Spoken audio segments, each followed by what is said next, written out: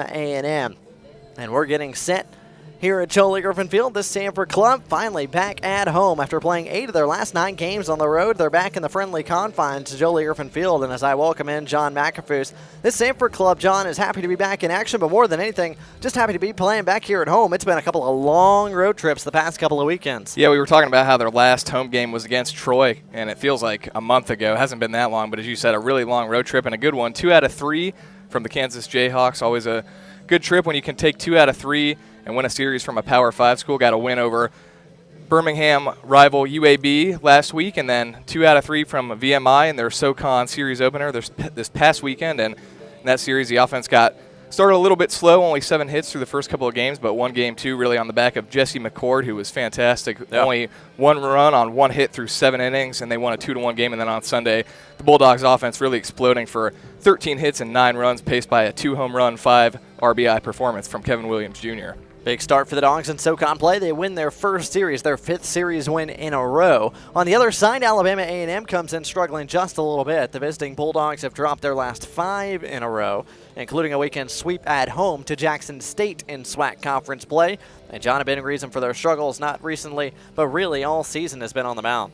Yeah, it's been a struggle for their starters and relievers all season for the visiting Bulldogs. A 7.59 team ERA, and really not just the pitching, but the defense behind them is hurt too. They've allowed 66 unearned runs in addition to that very high ERA. So it's really just been a struggle pitching and defensively for Alabama A&M. A&M hopes to get a better outing on the mound tonight from starter Jonathan Perry. The freshman will get the ball for the Bulldogs from Huntsville, while once again Samford will counter with midweek starter Cody Shelton, who, John, has been superb since sliding into that midweek role for SU. Yeah, he's really been as close as you can get to an ace pitching in a midweek game. As you said, since he's gone into that rotation, he's been stellar. He's really found that spot as the midweek starter for the Samford Bulldogs, and his last appearance, another good one. It was in that game against UAB last week. 5 strong innings, just one earned run allowed in that Bulldogs win. He'll make his 4th straight start tonight on Tuesday evening back here on the campus of Samford University. Just about 10 minutes, maybe 11 minutes from first pitch and baseball here at Homewood as we continue on our region's pregame show. Coming up, a visit with Samford head coach Casey Dunn as we talk about the Dogs' road trip and what he wants to see tonight from his club against A&M. Then we'll take a look at each side's starting lineups presented by America's First Federal Credit Union as we work our way closer to first pitch. We'll be right back as you watch and listen to Samford Bulldog Baseball.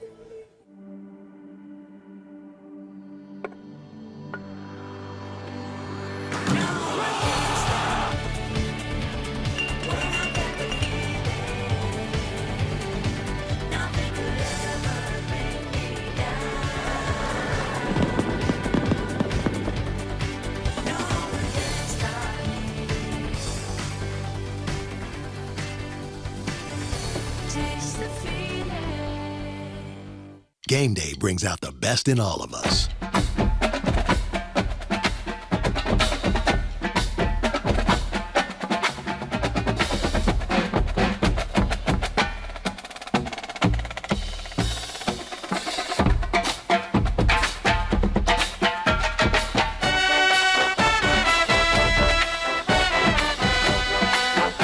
At Regions, every day is game day.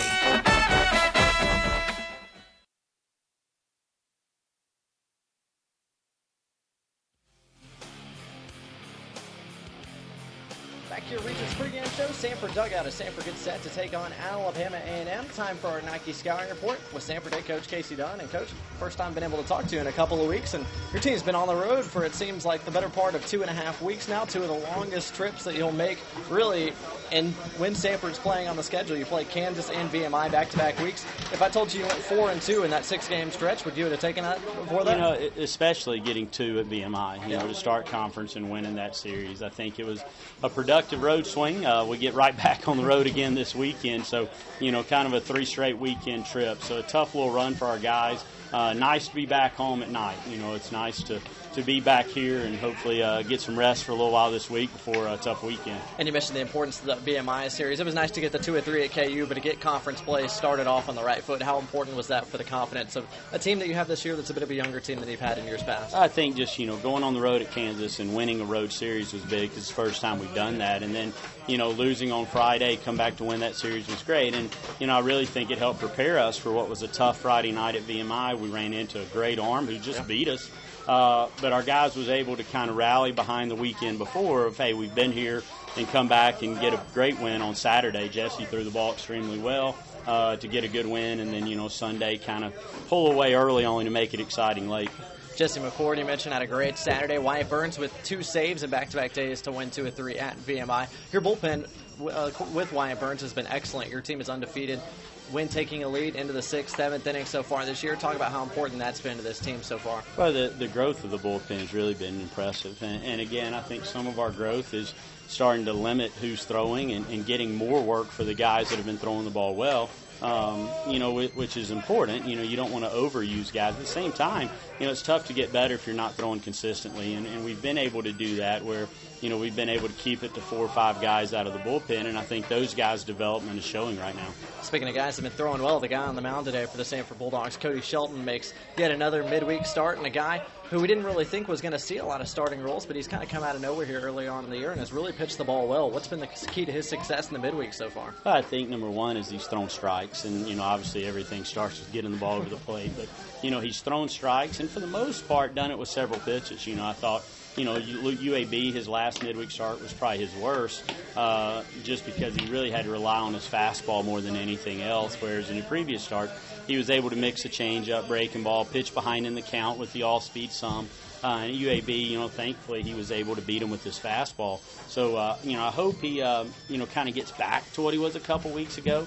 But at the same time last week, he went out there and gave us 5 solid innings. So it's tough to ask for much more of that in the middle of the week especially. Not a whole lot of changes in the lineup card today. Ben Carrick does get the start behind home plate, but at the top still TJ Dixon, who's having one of the best seasons of any outfielder in the Southern Conference so far. Guy who's gotten off to a couple of slow starts in the early season in his Samford career, but he's really come roaring out of the gates. What have you seen from his approach to the plate so far through 28, 29 games? Well, I think, number one, he's playing like a veteran, and we don't have a lot of those. So, I think, what he's doing on the field, he's playing with kind of a confidence of having been through it before, and that's been huge. But, really what he's done for us from a leadership role is really what's allowed a young team to have early success. And, I think, it's very fair to say, especially you talk to Coach David, who's been here as long as I have, we've never really had one guy that I think is, you could say, man, that's our guy, like TJ has been for us this year. And it's been fun to see him grow and really take responsibility of being that senior leader this year.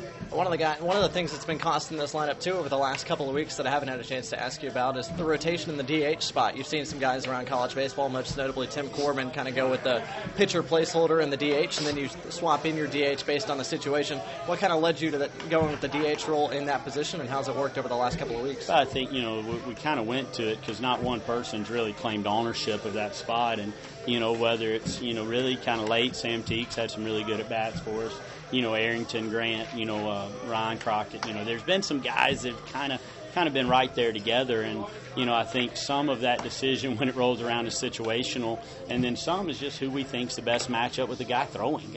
Because all those guys are a little different. And, not saying we've made the right call a few times, but I think it just gives you a little flexibility, and and two, it just it lets us kind of see how the game's developing for an inning or so before we got to make that decision. Coach, you get it back here at home and you get Alabama A&M. Last question, what does your team need to do tonight against Alabama A&M, and how much do we know about this Bulldog team?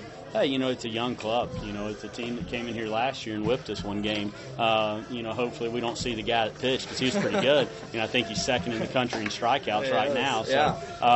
So, hopefully it's not a situation where they decide to pitch him late because they're winning. But we just got to play good baseball. I think we've got to continue to do what we've done over the last couple weeks, and, that's improve and throw strikes on the mound. It's playing solid defensively. I think that's where it starts. And then we've got to swing the bats better than we have. We swung it a little better on Sunday at VMI, but, really kind of scuffled over the last couple weeks offensively and saw really good arms at Kansas. I mean, it's a legitimate Big 12 staff that, they beat Texas 2 out of 3 this weekend. And it wasn't because they scored a lot of runs. It's because they got some guys that can pitch it. And then, like I said, VMI's Friday guys probably as good as we've seen. So we've seen some good arms, which I think has put us in a bad offensive place. Sunday was good to kind of get back going a little bit, but, hopefully we can take a few better at-bats tonight as well. Sounds like a plan, Coach. Back here at home. Hope to get the Dogs back in the win column here at Joe Lee Griffith Field. Thanks for the time and good luck. Thank you, Blake. That was Samford head coach Casey Dunn on our Nike Scouting Report. Starting lineups presented by America's First Federal Credit Union coming up next as you listen to Samford Baseball on the Samford Sports Network.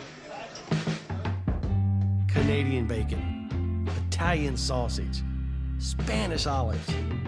It's like having the whole world in your hands and then in your mouth. Order the Works Pizza or any large pizza for just $12. That's right, just $12 for any large pizza. Order now at papajohns.com. Better ingredients, better pizza, Papa John's.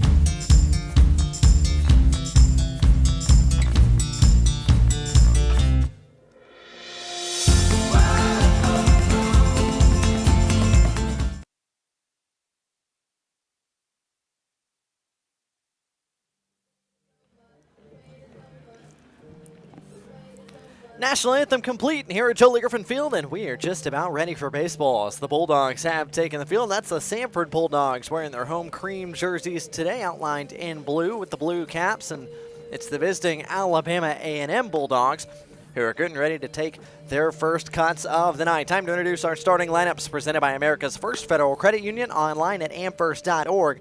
Starts with Carlton Peppers, the junior center fielder at the top. He's followed by the designated hitter tonight. That's Willinaire Betancourt. Batting third is the freshman backstop. That's the catcher, Zeth Malcolm. Batting fourth in the cleanup spot is Carson McGregory. He's followed up by the third baseman, Cornelius Woods. In the sixth holds the right fielder, Fernando Diaz Jr. In the seventh spot is the left fielder, Kyle Redmond. He's followed up by the second baseman, Pierre Bruton.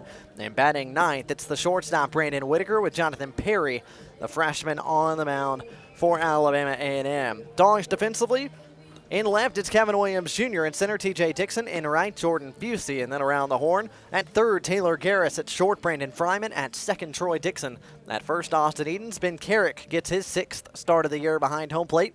And on the mound, it's Cody Shelton wearing number 11, the 6'5", 205-pound sophomore from Brentwood, Tennessee. Makes his fourth consecutive start in the midweek. 2-0 record, 1.66 ERA. In his eighth appearance, he's pitched 21 and 2/3 innings so far, giving up just 4 earned runs, struck out 23 and walked just 7. First pitch, exactly 6 o'clock, and it's a fastball in there for a called strike one as Shelton works ahead of Alabama A&M leadoff hitter Carlton Peppers. 0-1 quickly on the way, and that splits the heart of the plate too. It's 0-2.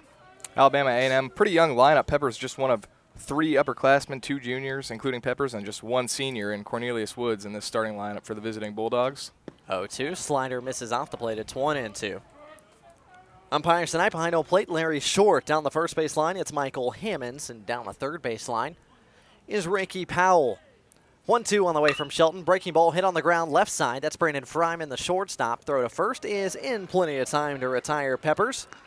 And quickly one away for the Alabama A&M Bulldogs in the top of the first. Shelton this year, 23 strikeouts through 22 innings, just 7 walks, and you talked about the run totals, just 4 earned runs coming into today's game. 3 of those came in the game against Troy a couple of weeks ago, so outside of that, only 1 earned run allowed so far this year for Cody Shelton. Willinaire Betancourt steps in, the sophomore designated hitter tonight for Alabama A&M. First pitch is in there for a called strike one. Shelton was tremendous in his first career start down in Tuscaloosa in some cold weather against the Alabama Crimson Tide. 5 innings of 0 earned run baseballs. This is hit hard on the ground and through the left side. Taylor Garris threw a glove at it, but it tipped just off the end and trickled into left field for a single. Williner Betancourt is aboard with hit number 20 on the season, and Alabama A&M has a one-out base runner. Hard hit ball there from Betancourt, and I think Garris might have had a play on it, just couldn't quite get the glove down to the ground fast enough, so it scoots right under the glove, and as you said, it is a base hit for Betancourt, first of the game for Alabama A&M. Runner at first, one away, just getting underway from Homewood, Alabama. As Zeth Malcolm steps in, freshman catcher.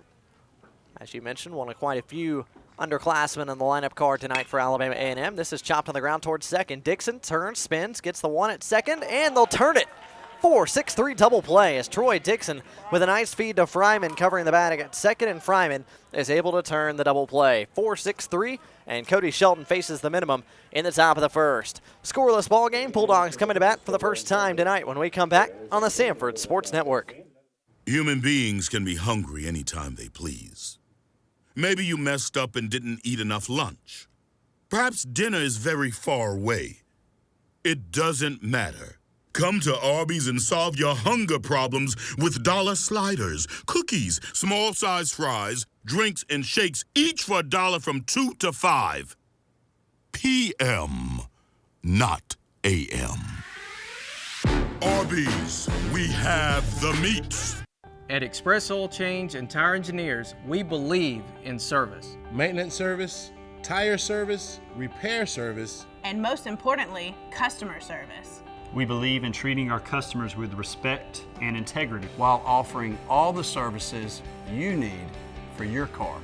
Most of all, at Express Oil Change and Tire Engineers, we believe in keeping cars on the road, keeping families safe, and keeping you coming back whenever the need arises.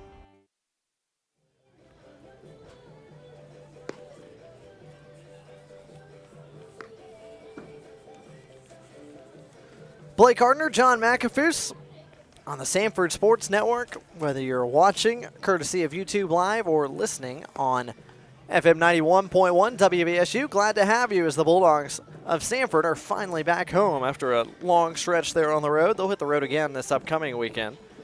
But they're back at home for an interstate battle against Alabama A&M. Speaking of Alabama A&M, starting pitcher taking the warm-up tosses the middle of the diamond is number 12, Jonathan Perry, the 6'3", 200-pound freshman from Sharpsville, Pennsylvania, will make his second start of the year, 9th overall appearance. A bit of ugly numbers so far for Perry, marred by his first appearance of the season against Fort Wayne. So far, 0-1 record. In 10 innings pitched, he's given up 13 earned runs on 15 hits, struck out 4 and walked 14. Opponents are hitting .326 off of Jonathan Perry. Defense round for Alabama A&M is Redmond in left, Peppers in center, Diaz Jr. in right. And then on the infield, at third, it's Cornelius Woods. At short, Brandon Whitaker. And second, that's Pierre Bruton. And at first, Carson McGregory. With the backstop, freshman Zeth Malcolm. Top of the order due for the Dogs, TJ Dixon, Brandon Fryman, Kevin Williams Jr. Those three are followed by Austin Edens, Troy Dixon, Ben Carrick in the lineup tonight. He'll hit 6th. And then 7, 8, 9, Jordan Busey. Stephen Jones is the DH placeholder tonight. And in the 9th spot is freshman third baseman Taylor Garris. First pitch on the way to Dixon is on the outside corner. It's 0-1. You mentioned that first appearance of the season for Perry. It was 7 earned runs in just 2 innings against Fort Wayne, so that's a big part of the reason his ERA is nearly 12 right now. As this slider will slide to the backstop, even the count at 1-1. Yeah, rough start to the year for Jonathan Perry. 2 complete innings, 10 runs given up, 7 of those were earned. 5 hits in a game that Alabama A&M ultimately dropped by a count of 15-1. Working from the third base side of the pitching rubber, 1-1 on the way to Dixon is on the inside corner, runs the count to 1-2. We talked about the struggles of their whole staff, and in your interview with Casey Dunn, I think you were talking a little bit about Brandon Marcinek, who's had a pretty good year for them. In fact, he's got 70 strikeouts, and as a team, they only have 163. So he's got pretty close to 50% of the team's total strikeouts. 1-2 is well outside, runs the count to 2-2. Saw Marcinek last year as these two teams played a doubleheader here on Samford's campus, 2 7-inning games. Dogs pretty much could have used a run rule in the first game, but Marcinek came back and shoved in game 2 as Alabama A&M earned a doubleheader split against the Bulldogs. 2-2 on the way to Dixon. Chopped on the ground, right side. Bruton comes up with it at second, and he'll take his time as he has plenty of it to get Dixon at first, 1 away. So T.J. Dixon retired at the top of the order. In steps freshman shortstop Brandon Fryman. Yeah, I think it'll be interesting to watch this Alabama A&M defense tonight. As a team, they've committed 74 errors already this season, so they've got struggles all around the diamond defensively. Alabama A&M with the worst team ERA in the SWAC. And those issues on the mound kind of exacerbated by the defense that you just mentioned. First pitch is a fastball, and it's in there to Brandon Fryman, 0-1. Fryman, the freshman shortstop, has his average now at .283 on the season. Has worked pretty much exclusively from the 2 slot. And as he tries to duck out of the way of an 0-1 fastball, the fastball nicks his bat. And so instead of it being an easy take for ball 1, as he ducks out of the way, it goes as a foul ball. And quickly the count 0-2. Just some bad luck there for Fryman. Can't really do anything about that. Perry in a plus-plus count, 0-2, fouled off right side, tailing towards the brick, giving it a run over there is McGregory, but he's not going to have a play. Count remains 0-2. Fryman, the 6'1 freshman from Molino, Florida, has started every single game for the Dogs so far this year. And shortstop, coming off a 2-for-4 game in the Game 3 win over VMI this past weekend.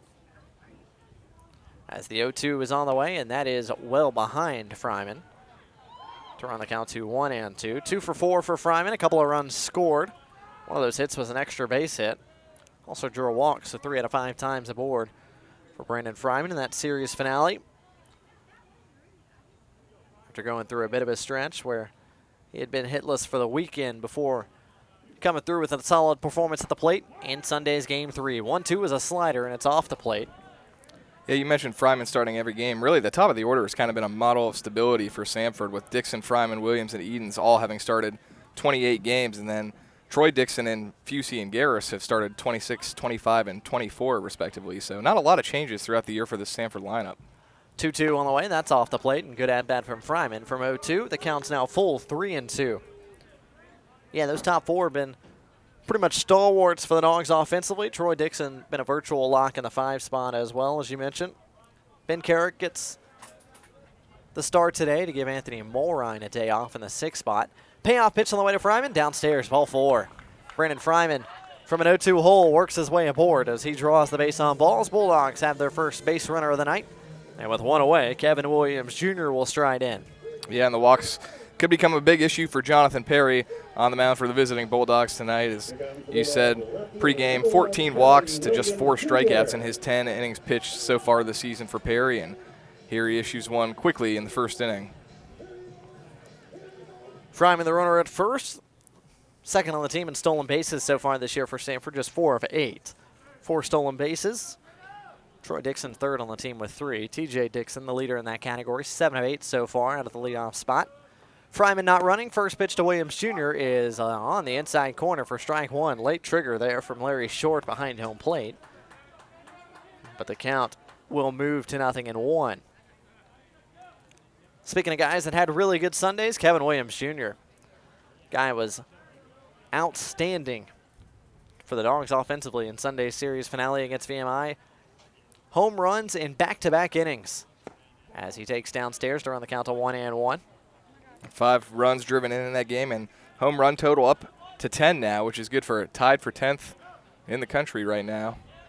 Williams Jr. continues to show some pop out of the 3 spot. Team leader in slugging percentage, just a couple of ticks over 600 on the year. OPS a sterling 960 plus. 1-1 down and in. Good play behind home plate by Malcolm to keep it in front. Leads the team in runs driven in as well, thanks to that 5 RBI performance. Just 1 RBI more than the man on deck, Austin Edens.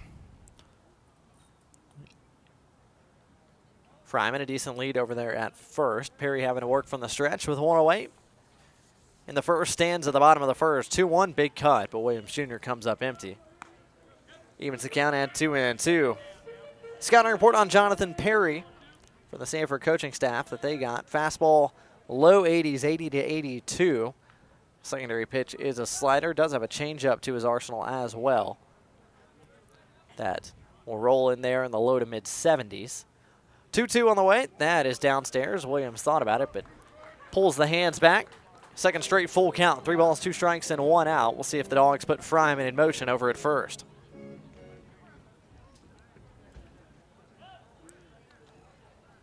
Scouting report says Perry is run into trouble so far this year when he's missed up in the zone. See the ball up and wait for a mistake.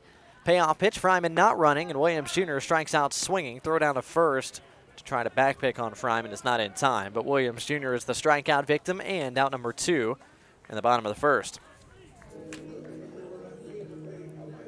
Big out recorded there from Jonathan Perry on the strikeout.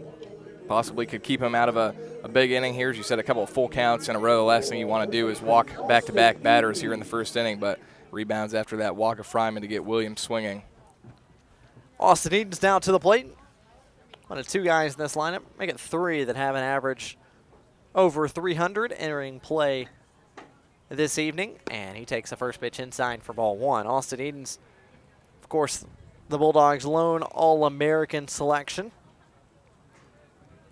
Comes into play tonight hitting .305. 32 hits is good for a tie of second on the club and 105 at-bats. Fryman, a big lead over at first. Let's see if he's running on 1-0. Perry from the stretch. Fryman is going. Fastball misses upstairs. Throw down to second is not in time. Fryman sneaks the right hand in there, and he's got stolen base number 5 on the season. He got a pretty big jump on that pitch, too. I thought he would get in there with ease, but it ended up being a pretty close play at second base. In fact, I think the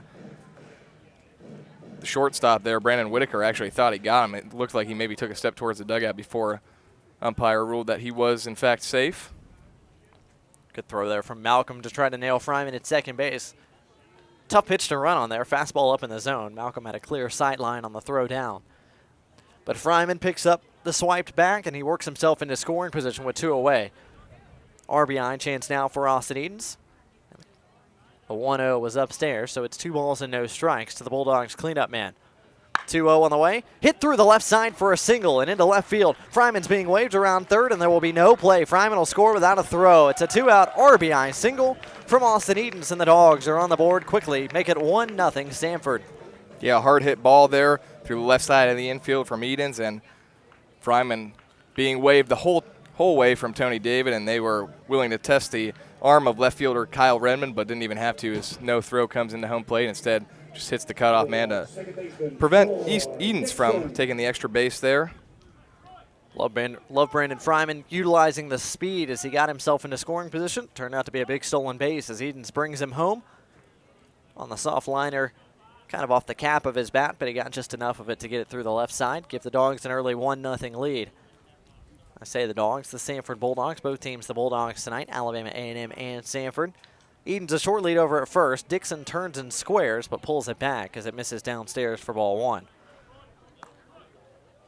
Troy Dixon, I should say, had a good performance Sunday as well in that series finale at VMI. He was one of, I believe, four Bulldogs who had a multi-hit game in that final game of the weekend.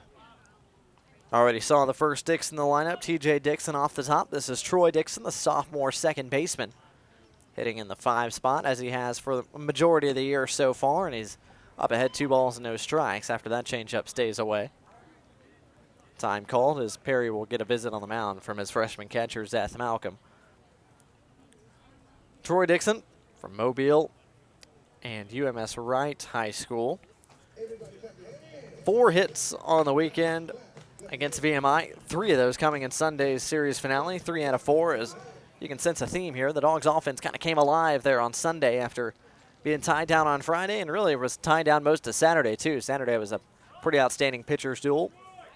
Dogs happened to steal that one from the Keydets, and then the bats came alive on Sunday afternoon. 2-0s off the plate away as well. 3 straight out of the zone to the Bulldogs second baseman. Yeah, all in all, I think it's a solid first weekend of SoCon play for Samford when you can go on the road and win a series really against any team. And right now in the RPI, Samford sitting second in the SoCon, ranked 89th. the team they're going to be playing this weekend. Mercer is 59th. About to say, you got a chance to boost that number as the 3-0 misses downstairs. 4 straight out of the zone. Troy Dixon will trot on down to first. And Samford's offense still in business in our opening frame. 2 on, 2 out. As Ben Carrick will make his way to the dish. Ben Carrick, the sophomore from Charlotte, North Carolina, makes his 6th start of the year tonight. 8th overall appearance in relief of Anthony Mulrine. And he comes to the plate in a big spot with 2 on and 2 out. Righty on righty, Perry against Carrick, as Perry will step off and now step back on. Shortstop Whitaker playing deep over in his shortstop position, 2 feet in the grass. Trying to keep anything on the infield here off the bat of Carrick. First pitch fastball in there for a called strike 1.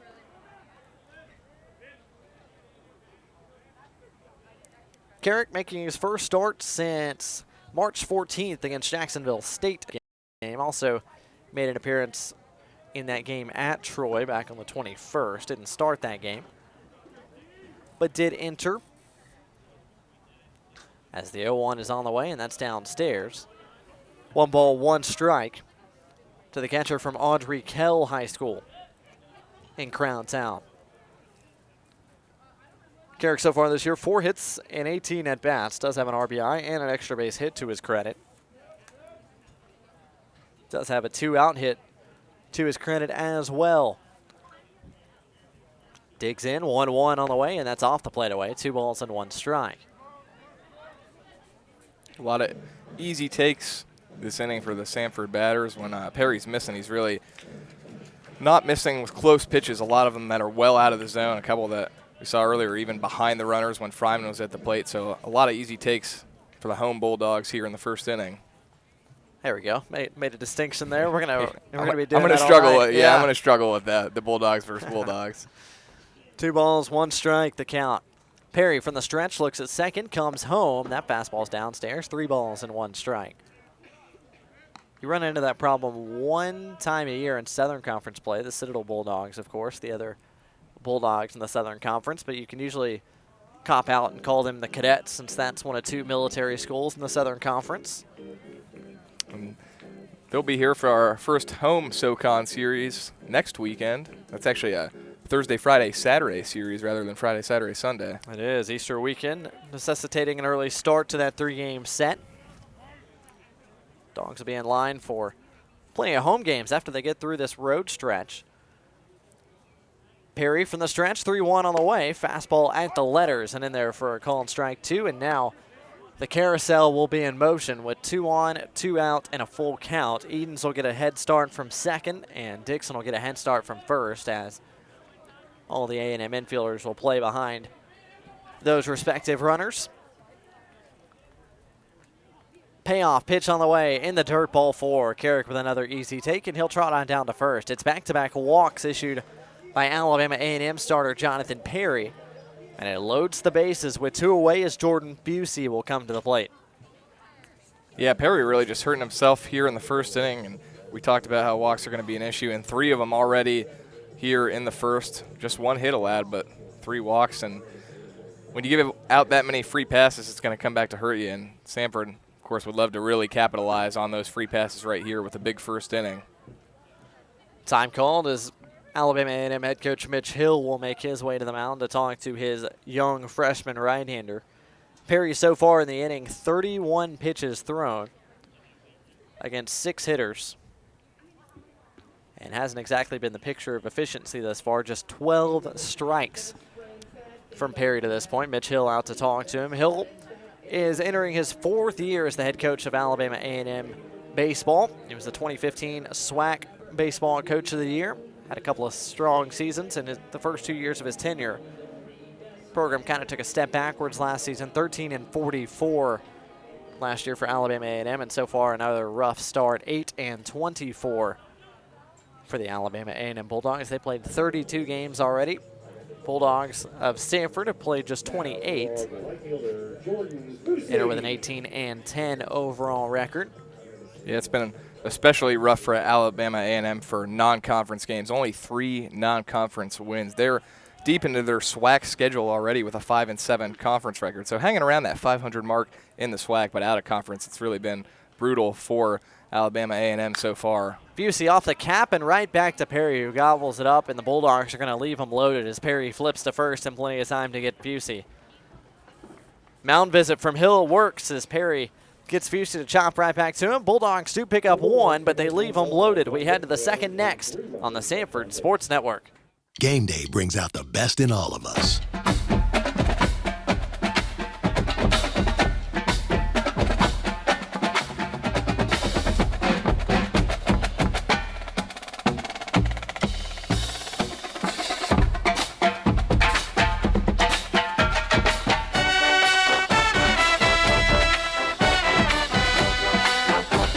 Regions, every day is game day.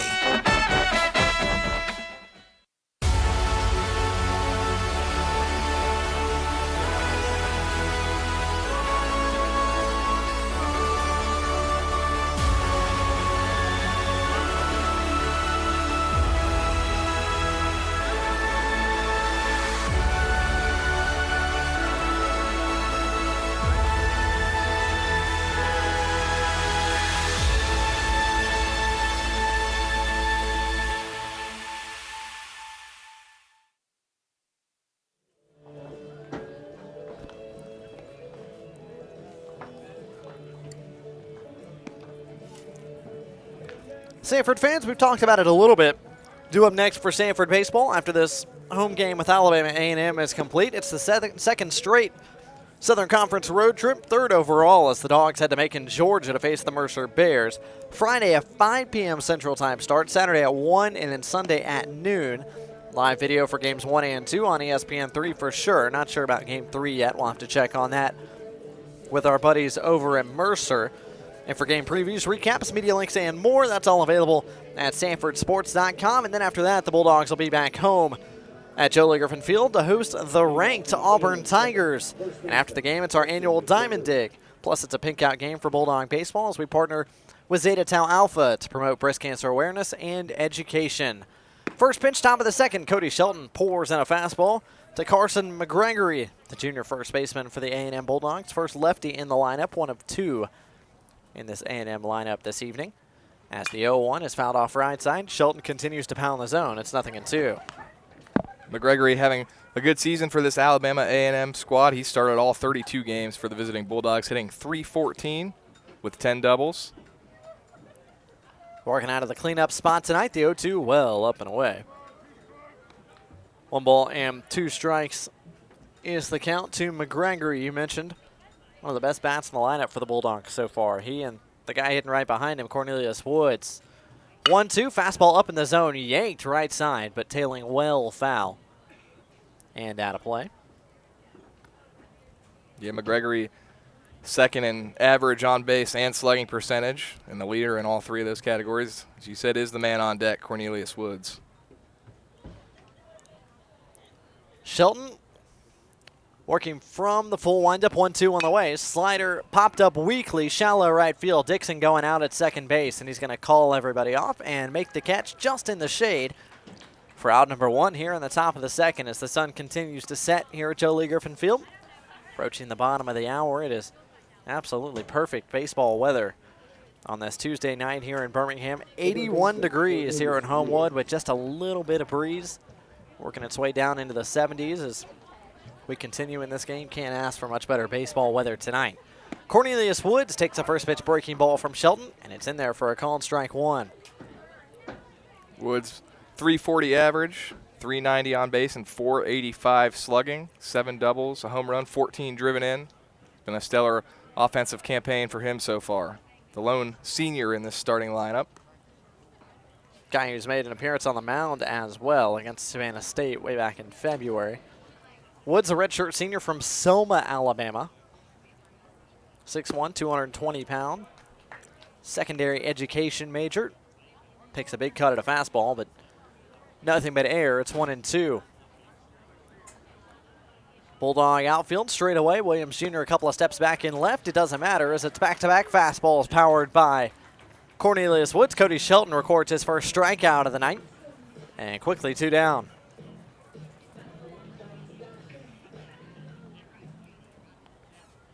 So McGregory is retired. Woods is retired. And in steps right fielder Fernando Diaz Jr. Diaz Jr., another right-handed hitter in this A&M lineup. First pitch swinging, chops it towards short. Fryman gobbles it up, his throw to first. A little high, but Edens is able to get back to the bag in time to retire Diaz Jr. And for the second straight inning, Cody Shelton faces the minimum. Samford 1, Alabama A&M nothing as we head to the bottom of the second next on the Samford Sports Network. General Shale makes your great outdoors even better with big savings on its outdoor living collection. Everything you need to create your own backyard fire pit, outdoor fireplace, General Shale delivers to your home and can recommend a contractor. Or offers easy-to-follow instructions to do it yourself. Save money now on backyard fun with General Shale's complete outdoor living collection. Hurry, your great outdoors is waiting for you.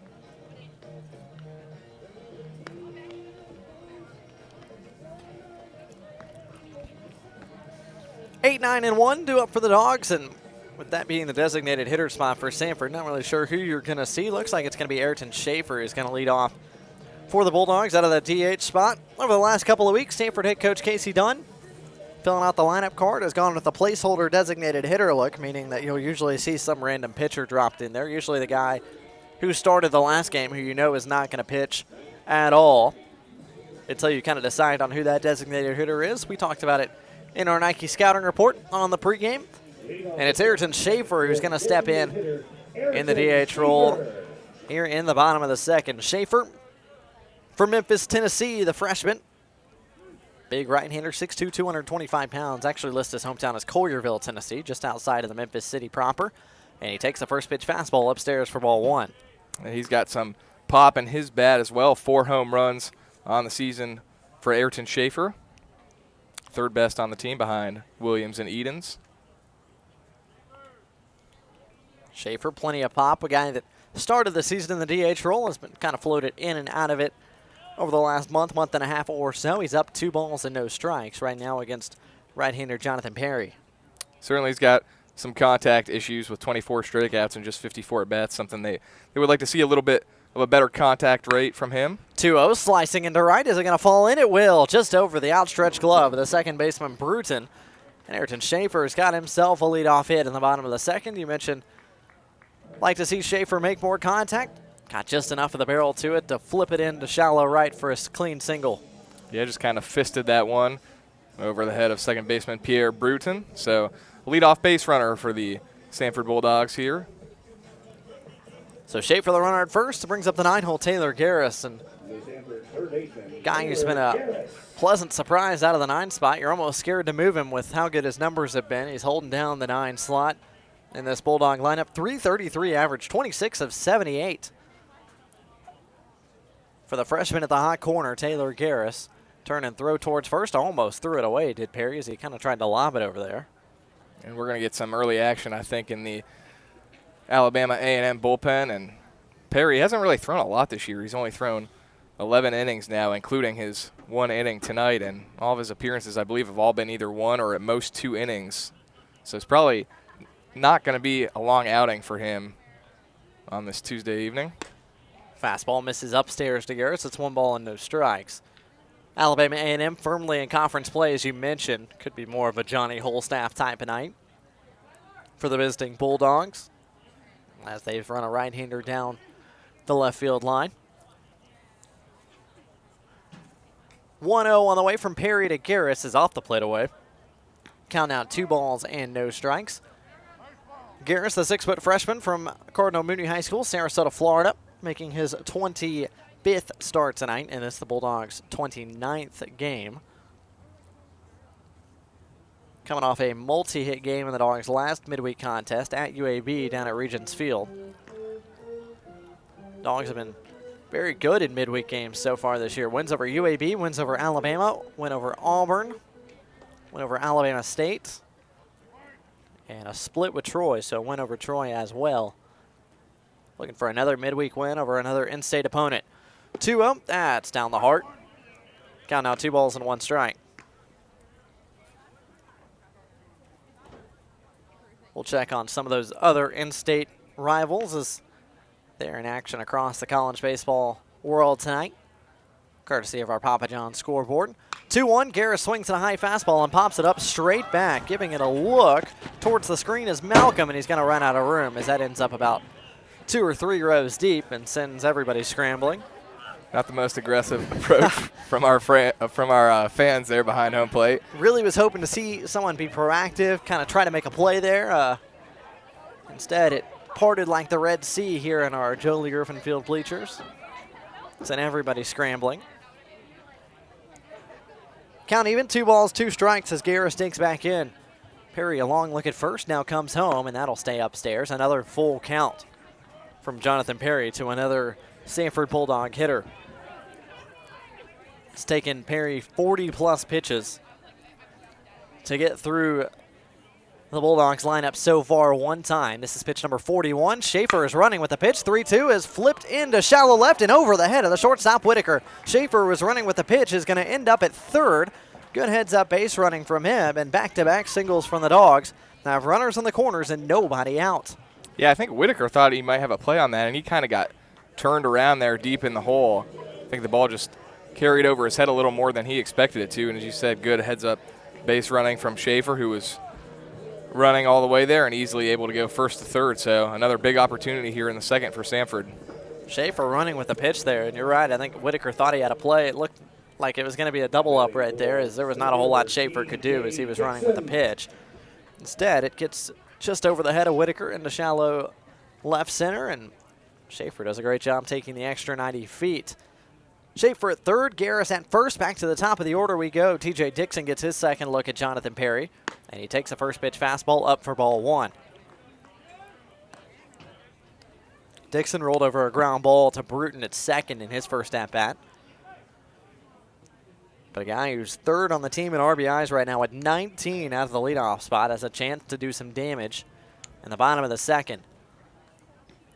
1-0 on the way. That's off the plate. 2 balls and no strikes.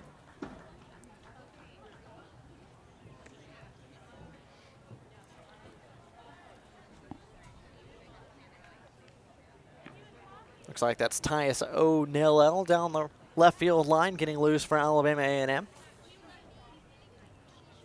His warm-up hastens a little bit as Perry has found some trouble, and now he's thrown 3 straight out of the zone to Dixon.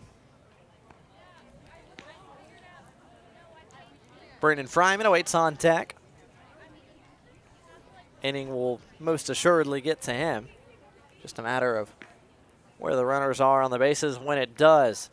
Dixon likely taking all the way. 3-0 he is, and that's on the outside corner. Make it 3-1. In at the corners for the A&M infield, Woods, the third baseman, on the grass. First baseman Gregory is holding the runner Garris at first. 3-1 on the way. Dixon offers a swing and lofts it into left. Going back is Redmond, and he's got plenty of room out there, makes the catch. It's going to be a sacrifice fly that easily scores Schaefer from third without a throw. And credit TJ Dixon with RBI number 20. The Dogs tack on another run thanks to the sacrifice fly, and it's 2-0 Samford. Yeah, TJ Dixon will be happy with that. A productive out there, and all you really need to do is hit a fly ball to get that run in, which is exactly what TJ Dixon did. So 2 early runs on the board for Samford. So from runners in the corners and nobody out to a runner at first and 1 away. Taylor Garris with a healthy lead over at first as Brandon Fryman digs in.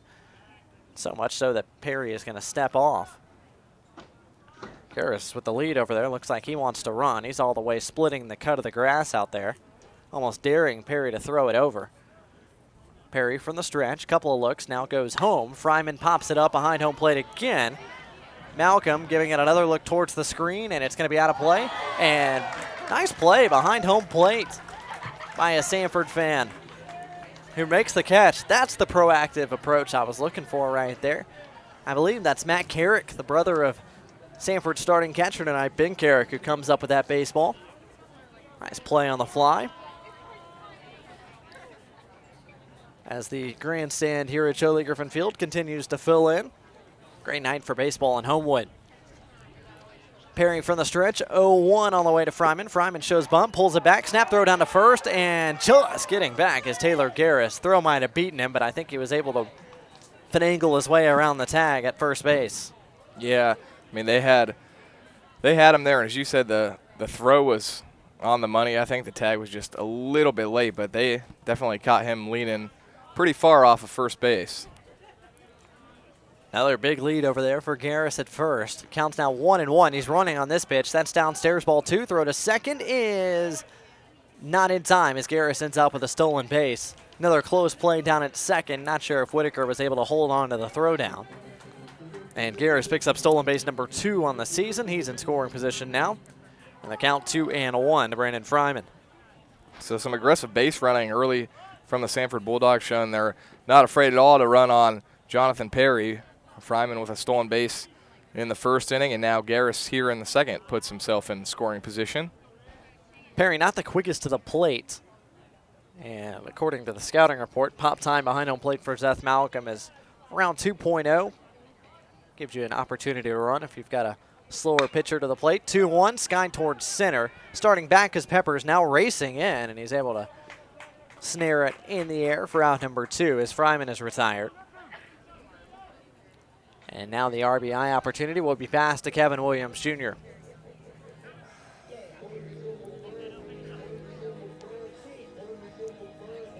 Pitch count continues to move upwards for Jonathan Perry as he works towards the 50 pitch mark. Looking at the stats we've been provided by Alabama A&M, that's the highest recorded number of pitches he's thrown so far this year. Didn't record any of his pitch counts in the 2 appearances against Fort Wayne this season. Also, it looks like if it is indeed Tyus O'Neill L who comes in, it looks like it's going to be his first appearance of the season if these stats we have are correct. First pitch to Williams Jr., a nice breaking ball that's in there for a called strike 1. Williams Jr., a strikeout victim in his last at-bat, the lone strikeout recorded by Perry so far this evening. Williams Jr. looking for his team-leading 23rd RBI of the season. Austin Edens, after his hit in the first, tied him back up for the team lead in that department. That slider stays away. Count evens at 1-1.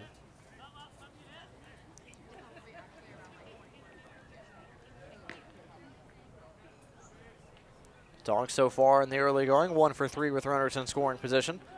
Williams Jr., 241 through 28 games so far. RBI chance with Garris, taking his lead at second.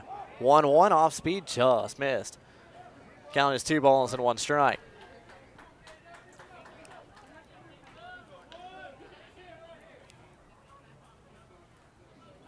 Sun continues to set here at Jolie Griffin Field.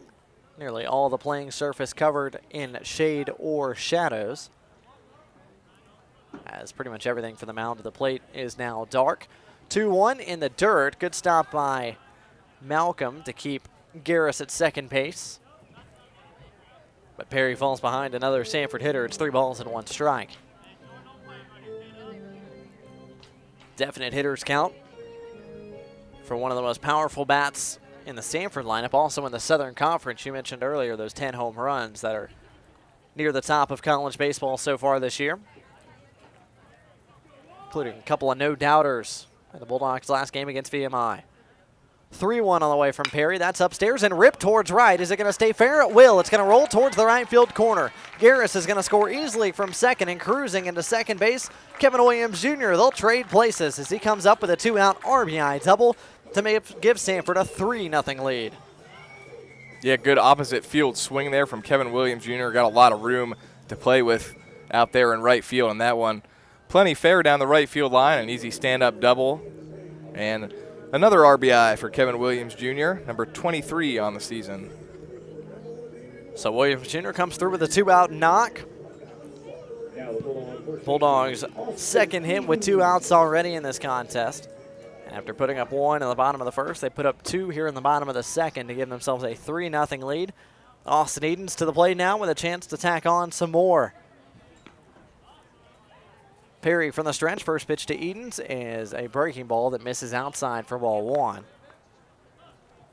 Cody Shelton, the Samford starter, matriculates down the right field line as he tries to take a few warm-up tosses just to try to stay warm. Been a long bottom of the second. As the 1-0 on the way to Edens is on the outside corner to make it 1-1. Yeah, I think if you're Mitch Hill, coach of Alabama A&M, you're kind of just hoping that Perry can get through the second inning, get one more out so you don't have to go to the bullpen yet, but almost definitely the last inning of the game for Perry. 1-1 on the way to Edens. Hanging, breaking ball hit well towards left. If it stays fair, it's gone. It's going to curl foul and well over the left field wall. That's a long strike 2. Maybe the hardest hit ball of the night so far for Samford as he got all that one, just yanked it a little bit to the left of the foul pole at the 335 mark in left field. Edens, one of the Dogs' best hitters with 2 outs so far this year. 353 through 28 games. Another RBI chance with 2 outs for the second straight frame for the native of Baton Rouge, Louisiana. 1-2, fastball misses well outside. And we've got deuces, 2 balls, 2 strikes, and 2 outs in the bottom of inning number 2 with a runner Williams Jr. at second. And Austin Edens at the plate. Jonathan Perry, the freshman right-hander on the mound for Alabama A&M. Trying to work out of his second inning of work. 2-2 on the way. Fastball hit on the ground towards short. Whitaker gobbles it up. His throw across the diamond in time to get Edens. And it's a big out number 3 recorded by A&M starter Jonathan Perry. Bulldogs leave 1, but they pick up 2 more runs in the frame. Samford 3, Alabama A&M nothing as we head to the top of the third next on the Samford Sports Network. Meet Pete and Paul, twins so much alike, friends call them Pete and Repeat. But Blue Cross and Blue Shield of Alabama treats them as individuals. Each gets a health insurance plan designed to meet his specific needs. One is a self-employed entrepreneur, the other working for a large company. After all, no 2 customers are alike, especially in Alabama. Blue Cross and Blue Shield of Alabama. We cover what matters. Find out how we can cover you.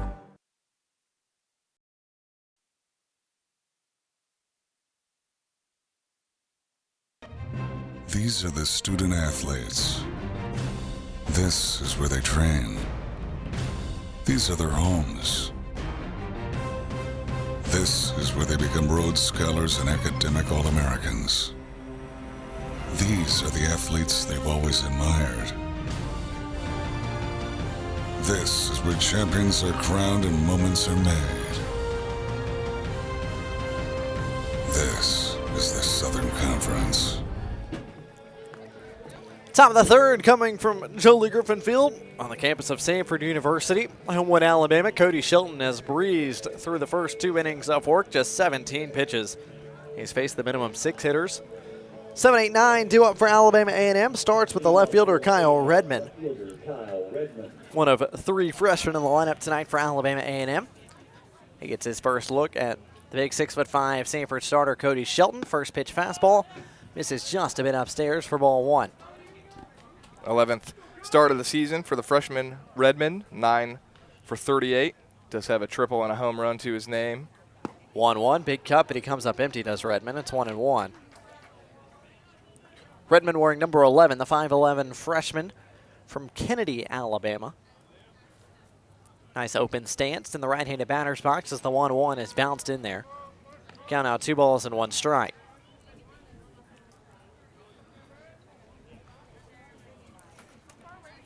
Shelton from the full winds up, 2-1 on the way, chopped third base side. Garris on the big hop, it eats him up. Fryman deep from the 6 hole, he's not going to have a play as Redmond beats it out. He's got an infield single, the first hit, or the second hit of the night for Alabama A&M, unless they scored an error on Taylor Garris, and it looks like they might. Yeah, they're going to call that an E5.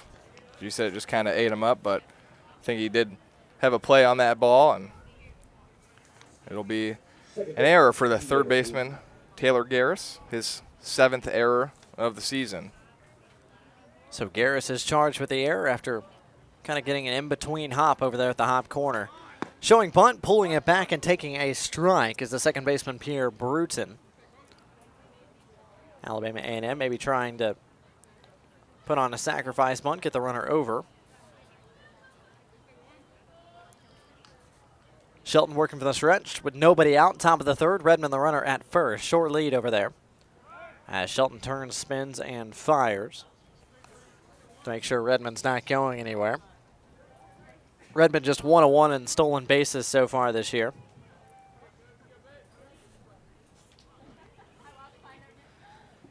Shelton from the stretch. 0-1 on the way, another square and another pullback from Bruton. This one is outside, evens the count at 1-1. Plenty of action in the Southern Conference. Papa John's scoreboard check here on the top of the third. Wofford and Navy already done. Wofford Terriers defeat the Naval Academy by a score of 6-3. Bottom of the fifth in Kennesaw. Right now it's all Mercer. Kennesaw State trailing 10-3. Hit and run on, no contact. Throw down to second is in time, but it's out of the glove of Brandon Fryman as Redmond is going to be credited with his second stolen base of the year. Yeah, throw in plenty of time and probably would have had him by 1 to maybe 2 feet, but ball just comes out of the glove of Fryman, so stolen base for Redmond. So Redmond moves himself into scoring position without the aid of a bunt. Swing and miss from Bruton there means the count is 1-2. As Shelton works from the stretch, took a bit of time to get his sign, but now does come set. 1-2 on the way. Fastball misses off the plate away. Evens the count to 2-2. Top of the third. Samford 3, Alabama A&M nothing. So far 3 runs on 4 hits for Samford. No runs on 1 hit for A&M. 2-2. Sliced right side and foul. That'll get out of play. And we'll do 2-2 again. Bruton 15 RBIs to his credit so far this year. 295 as he's now got an RBI chance in the top of the third. First Alabama A&M base runner to make it to second base in the form of Kyle Redmond. Shelton looking for the put-away pitch on 2-2. From the stretch, couple looks at second, now does turn towards second to chase Redmond back to the bag. Redmond being held there by the second baseman Troy Dixon. Fryman playing pretty close to his usual shortstop position. Shelton comes home, 2-2. Breaking ball was up in the zone. Bruton took a big cut at it and just got a piece.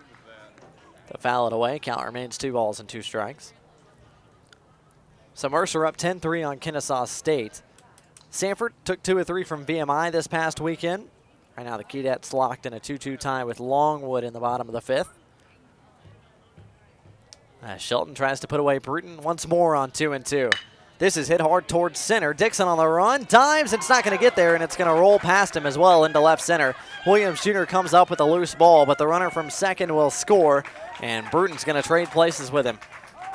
Credit Bruton with RBI number 16 on the year, and a double as well. Alabama A&M is in the scoring column, make it 3-1.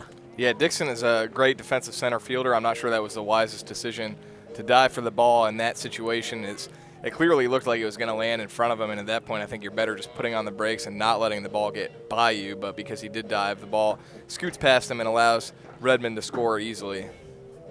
So Bruton picks up double number 7 of the year, and quickly time was called as Samford head coach Casey Don was not going to waste any time getting out to the mound. And this talk is directed just as much to the rest of his infield as it is to Cody Shelton. Alabama A&M on the board in the top of the third, and plenty of time to add with nobody out and a runner in scoring position. 9-hole due up is Brandon Whitaker, the sophomore shortstop. Shortstop, Brandon Whitaker. Whitaker wearing number 3, the 5'9 sophomore, and electrical engineering major from Birmingham, Alabama. Shout out to Alabama A&M for including everybody's majors in the roster card. Shelton turns, spins towards second. A back pick there for Bruton, but he dives back in safely. Whitaker making his 11th start of the year in this Alabama A&M's 33rd game of 2017. 11 starts and 11 hits so far for Whitaker. First pitch from Shelton. Whitaker shows bunt but pulls it back. It's ball one.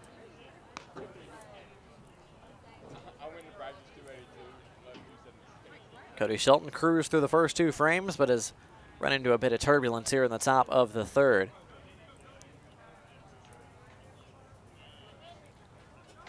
Edens and Garris both in on the grass at the respective corners, anticipating another bunt attempt from Whitaker.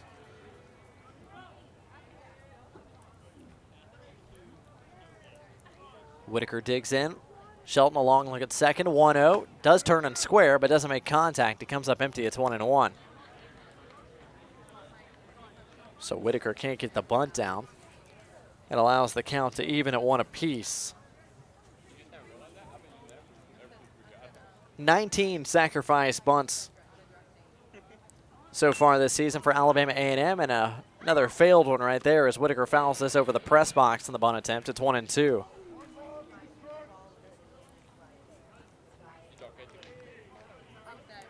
Whitaker with 2 sacrifice bunts to his credit, 2 of those 19 for the A&M Bulldogs so far this year. And let's see if he's squaring with 2 strikes. Shelton from the belt, 1-2 on the way. Whitaker takes upstairs, no bunt attempt, and he lays off the high fastball. Count even, 2 balls, 2 strikes.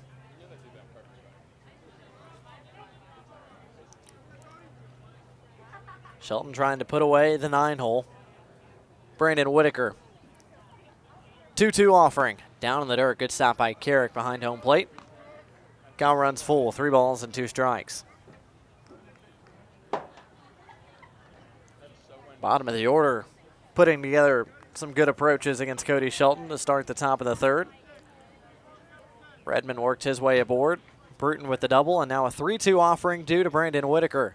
Payoff on the way, cut on and missed. Big strikeout there from Cody Shelton, his second of the night, and a big out number 1 in the top of the third.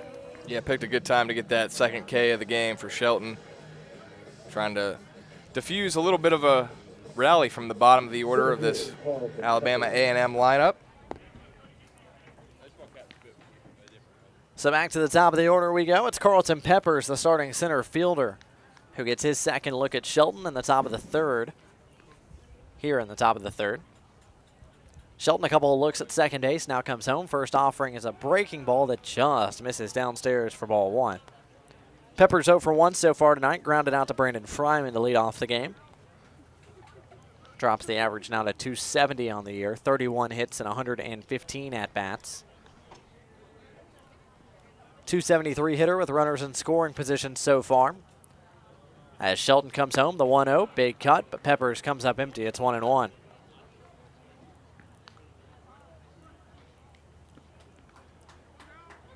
Shelton's now thrown as many pitches here in the third as he did in the first 2 frames combined. Been a bit of a long frame for Shelton. Dogs run a right-hander down to the pen. I believe that's Tristan Wedra.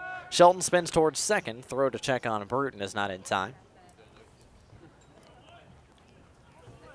Pitch count still fine, sitting in the 30s, but obviously don't want to see a lot of these high-stress innings. 1-1 on the way. That fastball is off the plate away. Count is 2-1. Thank you, home plate umpire Larry Short, who very loudly made sure we all knew what the count was.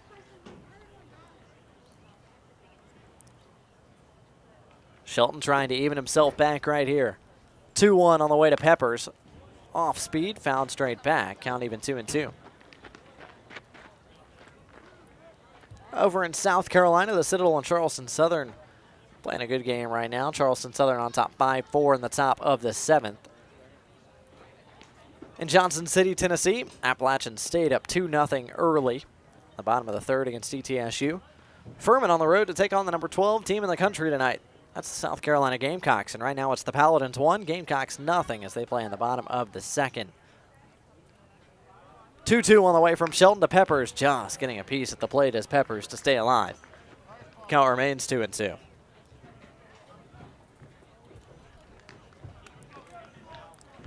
Good healthy lead at second for the last couple at bats from Pierre Bruton, but he's not going anywhere in the middle of the diamond. 2-2 once more from Shelton. Another foul straight back as the battle between Shelton and Peppers continues.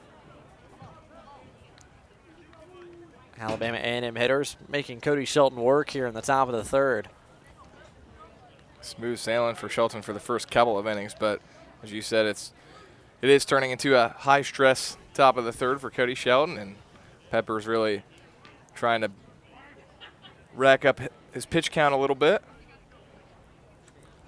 Peppers doing the job of the leadoff hitter right now, making Shelton work. 2-2, hit weakly towards right center. Dixon going out, Pusey coming in. Pusey calls everybody off and makes the catch and leaps over Dixon, who immediately hit the deck after he was called off. Great job there by Jordan Pusey taking charge in shallow right. And Peppers is retired for out number 2.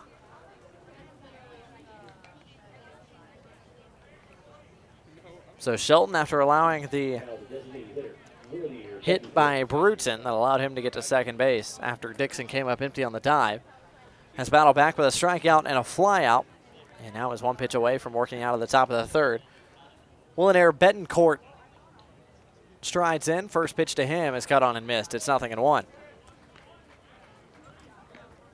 Betancourt, one of the 2 hits so far for Alabama A&M. Single back in the first inning.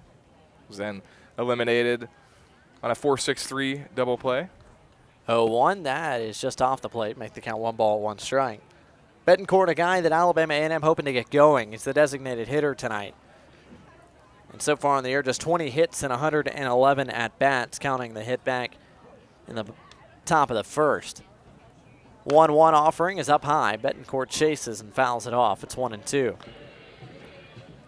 Yeah, it's been a struggle for Betancourt so far, the sophomore.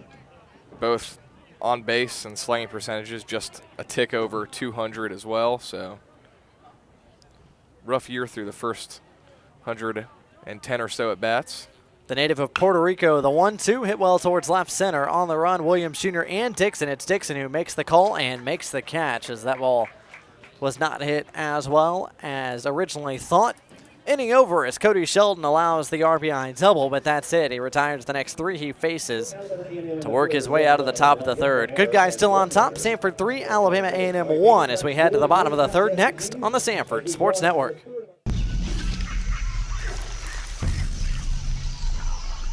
I think we should have taken a left at the river. Tarzan, no. Where Tarzan go? Tarzan does not know where Tarzan go. Hey, excuse me, do you know where the waterfall is? Waterfall? No. Me, Tarzan. King of jungle. I know you wanted to. If you're a couple, you fight over directions. It's what you do. If you want to save 15% or more on car insurance, you switch to Geico. It's what you do. You have to do that right in my ear. At Express Oil Change and Tire Engineers, we believe in service. Maintenance service, tire service, repair service, and most importantly, customer service. We believe in treating our customers with respect and integrity while offering all the services you need for your car. Most of all, at Express Oil Change and Tire Engineers, we believe in keeping cars on the road, keeping families safe, and keeping you coming back whenever the need arises.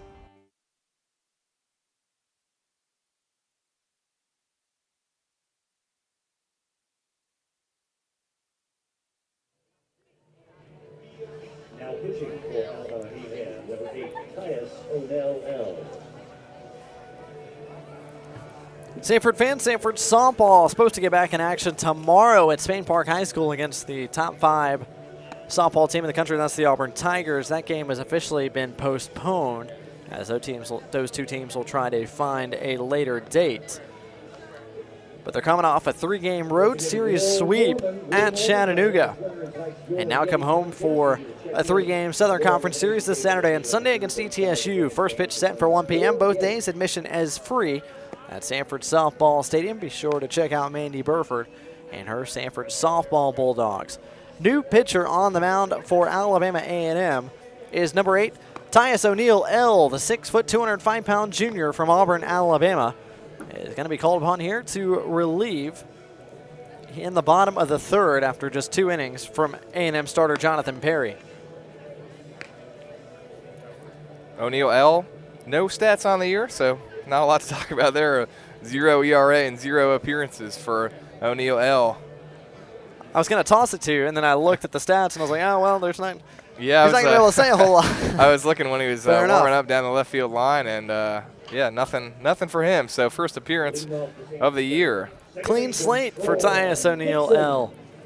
The native of Auburn, accounting major according to the Alabama A&M roster card. 5, 6, and 7 due up for Samford to see the new A&M right-hander. It starts with a second baseman, Troy Dixon, who worked his way aboard with a walk back in the first. First pitch from O'Neal L is downstairs. It's a slider, and it will go as ball 1. Check the Samford scouting report, and they don't have any information on Mr. O'Neal L either, so he's new to everybody. Dixon digs in as one of 2 lefties that O'Neal L will see in the bottom of the third. That's upstairs, runs the count to 2 balls and no strikes. Can close the book on A&M starter Jonathan Perry. 2 innings, gave up 3 runs on 4 hits, struck out 1 and walked 3 in 60 pitches through 26 strikes. And the trend of pitches out of the zones continues here with the new pitcher Tyus O'Neal L, as he's missed out of the zone with 3 straight to start Troy Dixon. 3-0 on the way. That is in there for a called strike. It's 3-1 as O'Neal L tries to battle back the long way.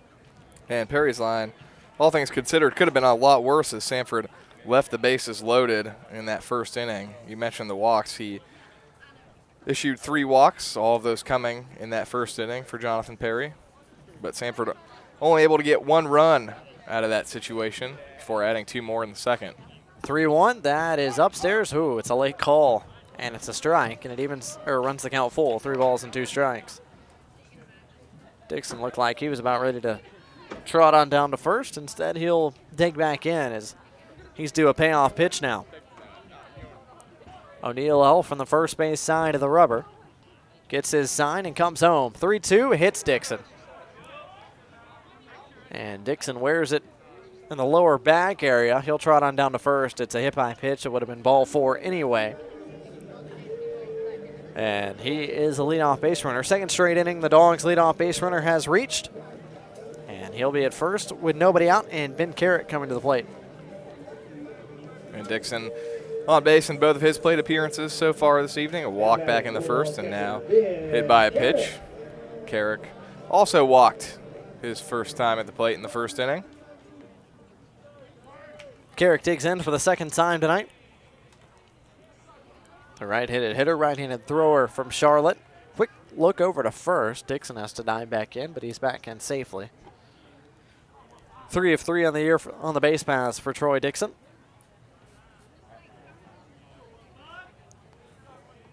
As Dixon gets a healthy lead over at first base, Carrick takes outside for ball 1. Count is 1-0. Samford 3, Alabama A&M 1 as we play in the bottom of the third.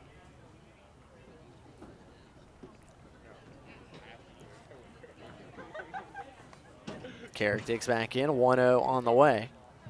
And it's off the plate away, ball 2. Just got a note from Alabama A&M staff, and they say that number 8, Tyus O'Neal L, is not on the mound. It's a uniform error on their part. That's actually number 18, Damian Mahan, who's wearing number 8 tonight. Mahan, the 5'11 freshman from Marion, Alabama, is the pitcher, and he does have some stats to look at. 11 1/3 so far. He's given up 17 runs on 17 hits and has made numerous appearances for A&M out of the bullpen. That makes a little bit more sense. So Damian Mahan, the pitcher, on the mound for A&M as the 2-0 is inside for ball 3. 17 walks to just 7 strikeouts in those 11 1/3 innings for Mahan. 13.5 ERA. Dixon with a short lead over at first. Carrick likely taking all the way here on 3-0. That is down the heart of the plate. Count out 3 balls and 1 strike.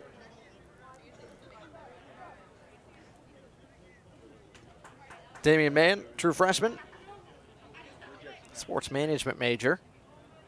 3-1 on the way. Carrick taking once more and takes downstairs for ball 4. So back-to-back walks issued by Damian Mahan to kick off the bottom of the third. 2 on, nobody out. And the 7-hole due up for the Dogs. That's Jordan Busey. And Mahan averaging well over a walk an inning, and here he comes into the third and is a little bit wild right out of the gate, hitting Troy Dixon before walking Ben Carrick, and Samford in business here again with 2 on and nobody out in the third. Jordan Busey, second at-bat of the day, and second time he comes up with a chance to do some damage. Came to the plate in the bottom of the first with the bases full and 2 outs. 2 on and nobody out as he comes to the plate once more on the bottom of the third. First pitch slider is inside for ball 1. Busey, a 264 average on the year, guy who got off to a bit of a tough start, but starting to come to life as the bat is coming around. The power can certainly play. The big left-hander from Lexington High School has shown plenty of pop in his young Samford career. 1-0 in the dirt. Good stop behind home plate by Malcolm to keep it in front. That ball short hopped the plate. Count now 2-0 as Malcolm will visit with his young right-hander. Busey 2 for 5. Couple of runs scored against VMI on Sunday. Before that, had a 5-hit weekend against the Jayhawks of Kansas in the series that preceded it. Average has risen 67 points over the last 2.5 weeks. 2-0, that's downstairs for ball 3. And for the second straight hitter, the third straight hitter, the first 3 offerings have been out of the zone. No action down the left field line as of now for Alabama A&M. I think a lot like Jonathan Perry, a lot of easy takes for the Samford lineup, not a lot of pitches that are close to the zone. 3-0 on the way to Busey. That is downstairs for ball 4. 3 straight walks issued to Bulldog hitters to start the bottom of the third, and now there will be some action sprinting down the left field line as A&M will go get somebody loose. Looks like Dalton Mitchell, who makes his way to the Alabama A&M bullpen down in the left field corner.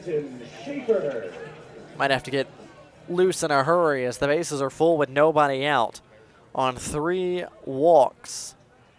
And Ayrton Schaefer coming to the plate, guy who's already got a hit to his credit tonight. One of 4 hits the Dogs offense has strung together so far. Infield in as Schaefer takes in there for a called strike 1. Schaefer, a guy with plenty of pop who can hit the baseball hard, and every infielder is in on the grass. As A&M tries to cut down what would be the Dogs' 4th run at the plate. 0-1, kicks away behind home plate from Malcolm, and everybody can advance 90 feet. Dixon will score, and everybody else advances behind him. It's a wild pitch charged to Damian Mahan, and the Dogs do add on to their lead. Make it 4-1 Samford on the wild pitch. Yeah, and if I'm stepping to the plate as Schaefer or any Samford batters, I think I might wait until I see 2 strikes in a row before I think about swinging at anything. Is right now really struggling to find the strike zone is Mahan. Mahan out of the bullpen so far has fired 17 pitches and 4 strikes. Second and third, nobody out. Schaefer at the plate facing a 1-1 count. Mahan from the stretch gets ready to come home. 1-1 is downstairs. Count now 2 balls and 1 strike. Infield remains in with 2 runners in scoring position. Carrick the man at third, Busey the runner at second. Outfield pretty much straight away. Peppers, the center fielder, playing a bit deeper than usual. 2-1 on the way to Schaefer. Hit hard, back up through the box for a clean single into center. 2 runs are going to score easily as Ayrton Schaefer picks up his 2nd hit of the contest. RBIs number 8 and 9 on the season. And Samford's lead has been extended once more. Make it 6-1 Bulldogs. For Samford, 3 runs this inning on just 1 hit now, so really Mahan creating the jam for himself, what with the hit batter, followed by a couple of walks, and Schaefer making him pay. I mean, that is going to do it for Mahan already. Coach Hill's going to go to his bullpen once more in the bottom of the third. We'll introduce the new Alabama A&M Bulldog arm after a quick timeout. You're watching Samford Baseball on the Samford Sports Network.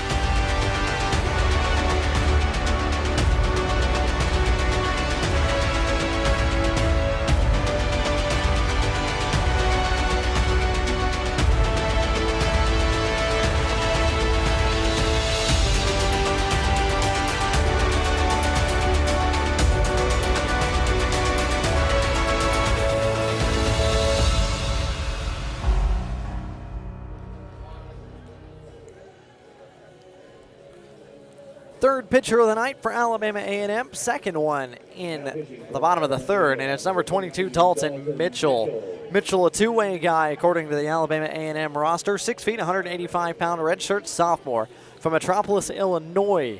He's going to try to put out the fire and record the first down of the frame in the bottom of the third.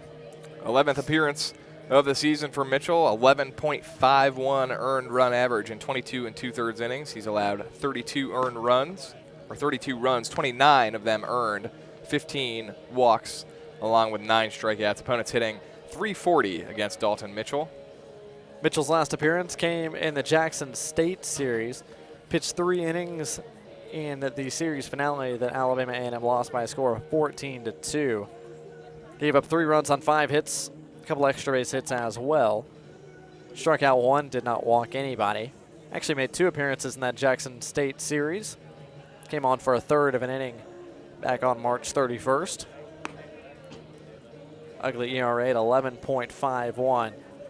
Just been a tough go of it on the mound for Alabama A&M so far this year. They've got a league average offense in SWAC play, but the worst team ERA in the SWAC and the worst defense by fielding percentage in the SWAC as well has led to a lot of struggles for what's a young A&M club, and they find themselves in danger zone here. It's Samford 6, Alabama A&M 1, as the Dogs have sent 4 to the plate, and nobody has been retired yet. Schaefer working on a multi-hit game. He's got 2 of Samford's 5 hits so far tonight. He's the runner at first, and Taylor Garris, the 9-hole, will step in for his second plate appearance of the night.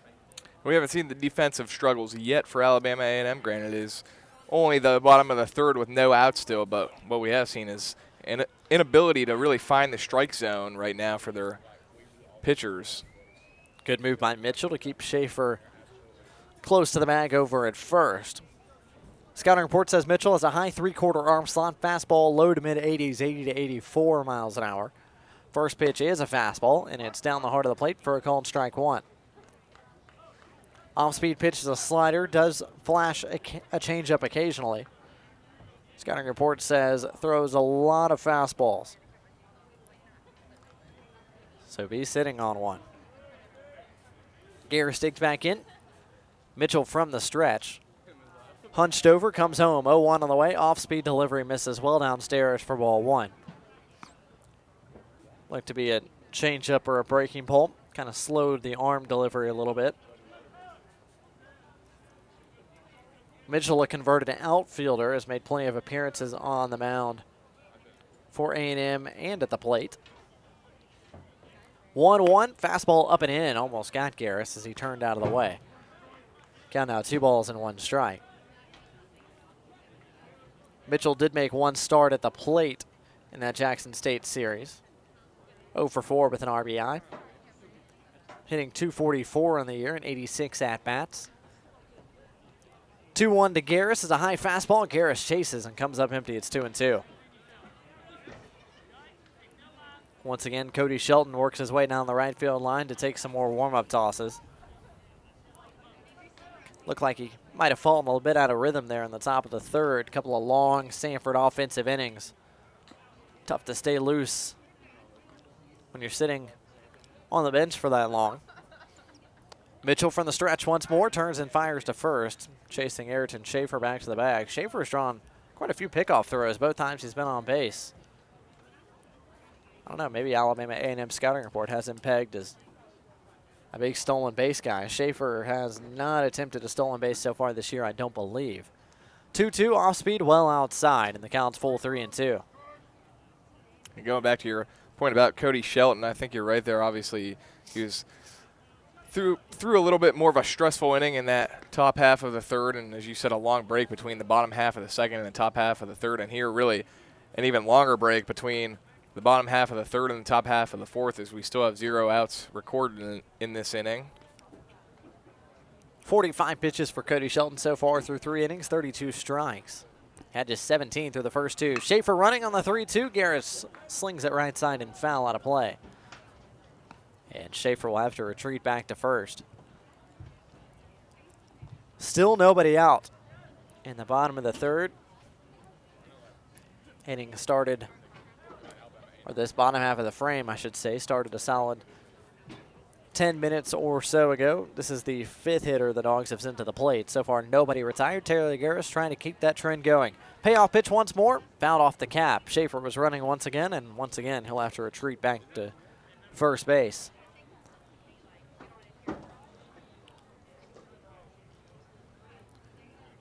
Just past 7:15 here in Birmingham, Alabama. Plenty of college baseball underway, plenty of pro baseball underway as well, as their season started. A few teams on Sunday, everybody else on Monday. Welcome back, MLB Baseball. A full scoreboard, full slate of games to get to tonight. Payoff pitch to Garris once more. Schaefer not running as this has popped up foul ground, third base side. Malcolm, the catcher, has the best look at it, and he makes the play. Over near the on-deck circle on the third base side. He was able to get there first, and he called for it and made the catch. Garris is retired for the first out in the bottom of the third. Very nearly overran that ball, did Malcolm.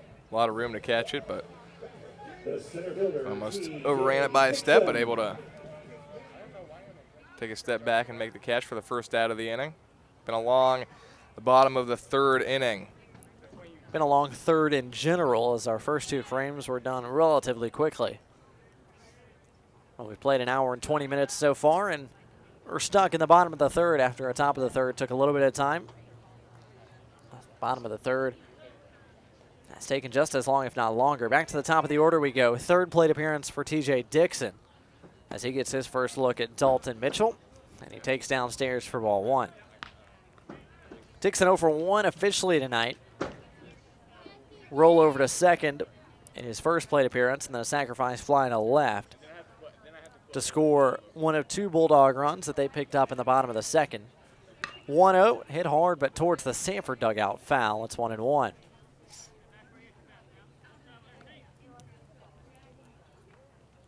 Dogs have scored in ascending order in each of their 3 offensive frames so far tonight. 1 in the first, 2 in the second, 3 in the third. They've led wire to wire and hold a 5-run lead right now, 6-1. With Dixon at the plate and Schaefer at first, 1-1. Changeup is upstairs.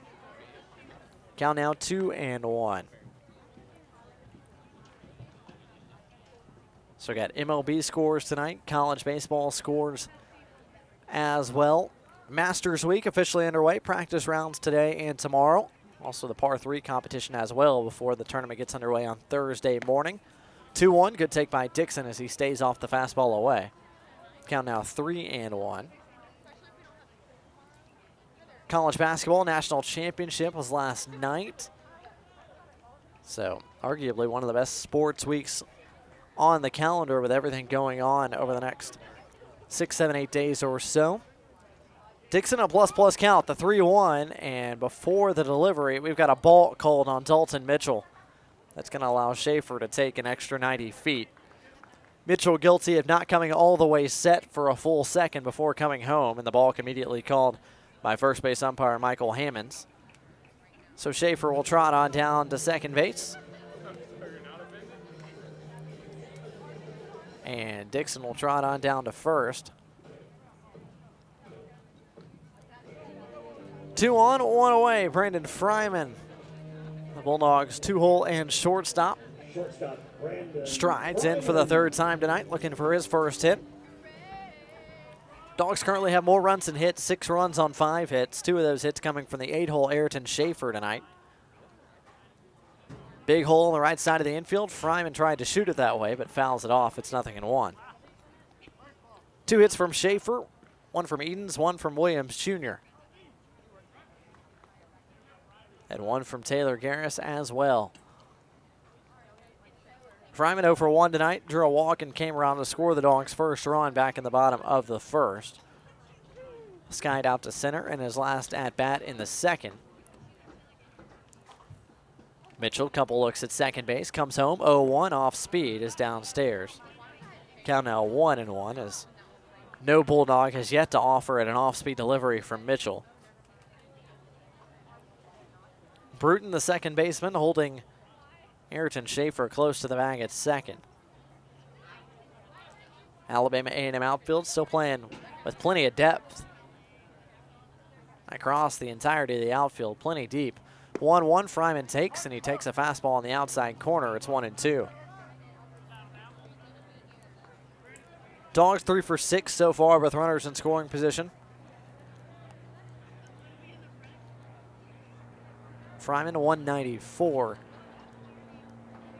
in that department so far through 28 games. Has a chance to improve that number right here, down 1-2. Mitchell comes home, 1-2 offering, off speed, and Fryman was way out in front. He comes up empty and is retired for the 2nd time tonight. Big out number 2 for Dalton Mitchell and the A&M defense. 2 on now and 2 away in the bottom of the 3rd. And Kevin Williams Jr. to the plate now.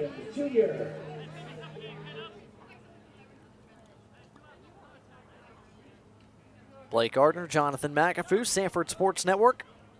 On YouTube Live, that's our video stream, audio being synced through our broadcast on Samford's own FM 91.1 WVSU. Williams Jr. takes a first pitch delivery that's off speed and off the plate for ball 1. Williams has had a runner in scoring position all 3 of his plate appearances. Struck out in the 1st and then had an RBI double in the 2nd. Chance to do some more damage with 2 on and 2 out here in the 3rd. 1-0 on the way, another off-speed pitch, and that's well upstairs. Count out 2 balls and no strikes as Malcolm will go visit with the 3rd Alabama A&M arm of the night.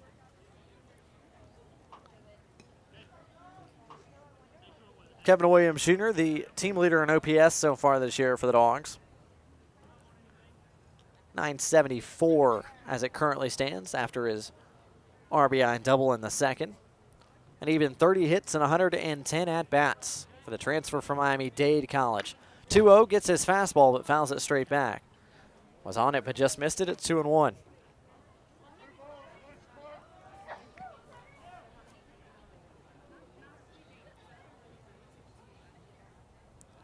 Over in the SEC, Auburn was trailing Georgia Tech 5-3 in the bottom of the 3rd, but the runs continue to pour in down on the plains. Auburn's taking the lead, make it 7-5 Tigers. 2-1 off-speed delivery is off the plate away and will trickle to the screen past Malcolm as he tried to keep it in front. He can't, and everybody moves up 90 feet. Schaefer from 2nd to 3rd, Dixon from 1st to 2nd. And the count now 3-1 to Kevin Williams Jr. Auburn, bit of an interesting story. They come to Samford next Tuesday, it should be mentioned. And how about the Auburn Tigers? They dropped one to Samford 3 weeks ago, and since then have been on a tear. They went from out of the polls completely to, depending on what poll you look at, a top 10 team in all of college baseball. Swept Florida in a great series against South Carolina. One of the hottest teams in the country, just a couple hours down I-65. That'll be a fun match here at Joe Lee Griffin Field next week. And as you already mentioned, that's the Diamond Dig game as well and the Pink Out game. Promoting breast cancer awareness and education, partnered with the Zeta Tau Alpha. 3-1 to Williams Jr. Well outside for ball 4. Another walk issued by A&M pitching in the bottom of the 3rd. Loads the bases with 2 away. For the cleanup man and a guy who can certainly bring them all home with 1 swing, that's Austin Edens. Yeah, the Auburn Tigers have been nothing short of outstanding in Butch Thompson's 2nd season so far this year. Alabama Crimson Tide in action against the Troy Trojans right now. Crimson Tide on top 4-3 in the bottom of the 5th. Edens digs in with the bases full and 2 away. First pitch fastball, hacked right side and tailing foul and out of play. 0-1 is our count, and a 6-1 ball game as we play in the bottom of the 3rd. Another SoCon SEC battle, Furman and South Carolina. Carolina's battle back. They've scratched 1 across. It's 1-1 between the Paladins and the Gamecocks as they play in the bottom of the 4th. 0-1 on the way from Mitchell. Hops to the dirt and to the screen. And everybody will advance 90 feet. Coming up to score is Schaefer. He'll cross as the Bulldogs' 7th run of the night. The Dogs now posted a 4 spot. In the bottom of the 3rd, it's 7-1. Samford. Now instead of bases loaded and 2 outs, it's 2nd and 3rd and 2 outs. Edens still with an RBI shot. Maybe the most amazing thing about this inning is there's still only been 1 hit for Samford. 3 runs on 1 hit for the Dogs,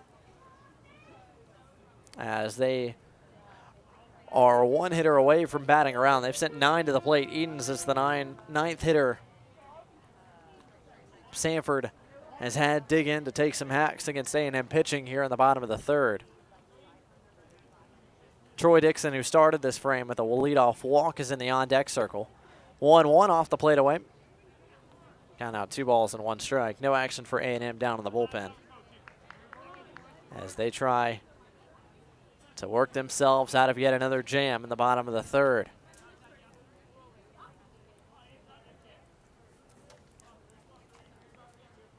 Edens digs in, awaiting a 2-1 from Mitchell. Checks his swing and checks his hands. That's downstairs for ball 3. Another plus count for a Bulldog batter. That's Austin Edens, who's up 3 balls and 1 strike. Edens 1 for 2. He got the scoring started with an RBI single back in the 1st. Ground out to short in his last at-bat. 3-1 on the way from Mitchell to Edens is well outside for ball 4. Gets to the screen through the glove of Malcolm, and Dixon will come home and score the Bulldogs' 8th run of the night. Williams Jr. will advance from 2nd to 3rd. Edens trots on down to 1st. Dogs tack on 1 more, make it 8-1 Samford. And Samford is now hit around in the frame. Troy Dixon led off the bottom of the 3rd, and he's going to get his 2nd plate appearance of the inning as Samford has broken it open. 5 runs now in the inning on the benefit of just 1 hit. Second baseman Troy Dixon. Dixon has reached base both times he's come to the plate, including, as you said, to lead off this 3rd inning, what feels like about an hour ago at this point. First pitch to Dixon is inside for ball 1. Dixon walked in the 1st and technically is credited with the hit by pitch in his at-bat that led off this inning.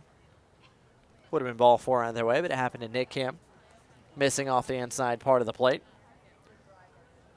Edens at 1st, Williams Jr. at 3rd. Dixon at the plate, 1-0 on the way, is in there for a called strike 1. A&M pitchers have just struggled to find the zone in this bottom of the 3rd inning. Mahand fired 19 pitches and just 5 strikes. So far, Mitchell 31 pitches, 14 strikes. 1-1 to Dixon is inside for ball 2. And we're starting to see some of the pitching woes that have plagued this Alabama A&M team so far this year, especially in midweek contest.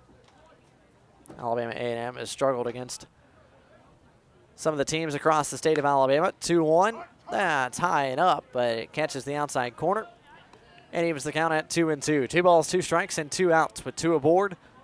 In the bottom of inning number 3, Samford's already tacked on 5 runs. They lead 8-1. Troy Dixon with a chance to add on some more. Dalton Mitchell gets his sign. He's in the stretch. Comes home, 2-2 on the way. Flared left side, out of play.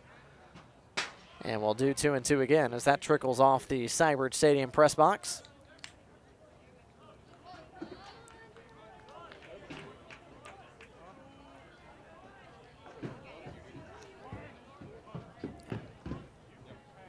Mitchell once more from the stretch. 2-2 once more on the way. Dixon comes up empty on the swing. Fastball up in the zone, gets by him, and that'll be all for Samford offensively in the bottom of the third. But it was a long frame. They sent 10 hitters to the plate, scored 5 runs on just 1 hit. They leave 2 more aboard. They've left 6 on the base paths. Good guys on top. Samford 8, Alabama A&M 1 as we head to the 4th next on the Samford Sports Network. Game day brings out the best in all of us.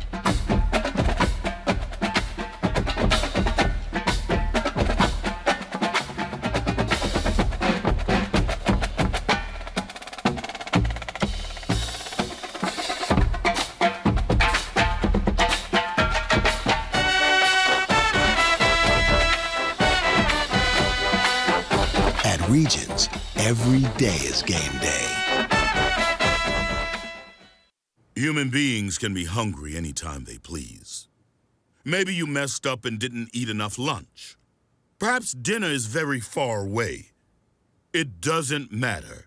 Come to Arby's and solve your hunger problems with dollar sliders, cookies, small-sized fries, drinks, and shakes, each for $1 from 2 to 5 p.m., not a.m.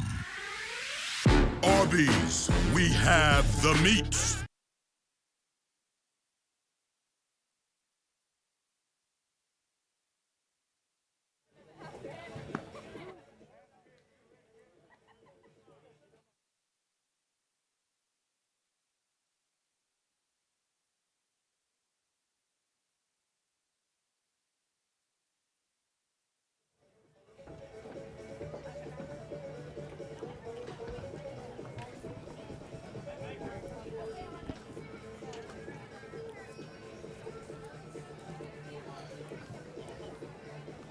Cody Shelton had to wait over there quite some time, but he's ready to go back to work for the top of the 4th. Just 45 pitches deep so far. He'll see 3, 4, and 5 due up for Alabama A&M in this 4th frame. Blake Gardner, John McAfee, Samford Sports Network, and John, I'll turn it over to you to call some play-by-play for the middle innings.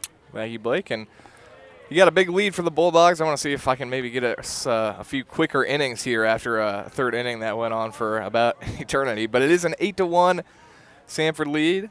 Shelton delivers the first pitch strike to Zeth Malcolm.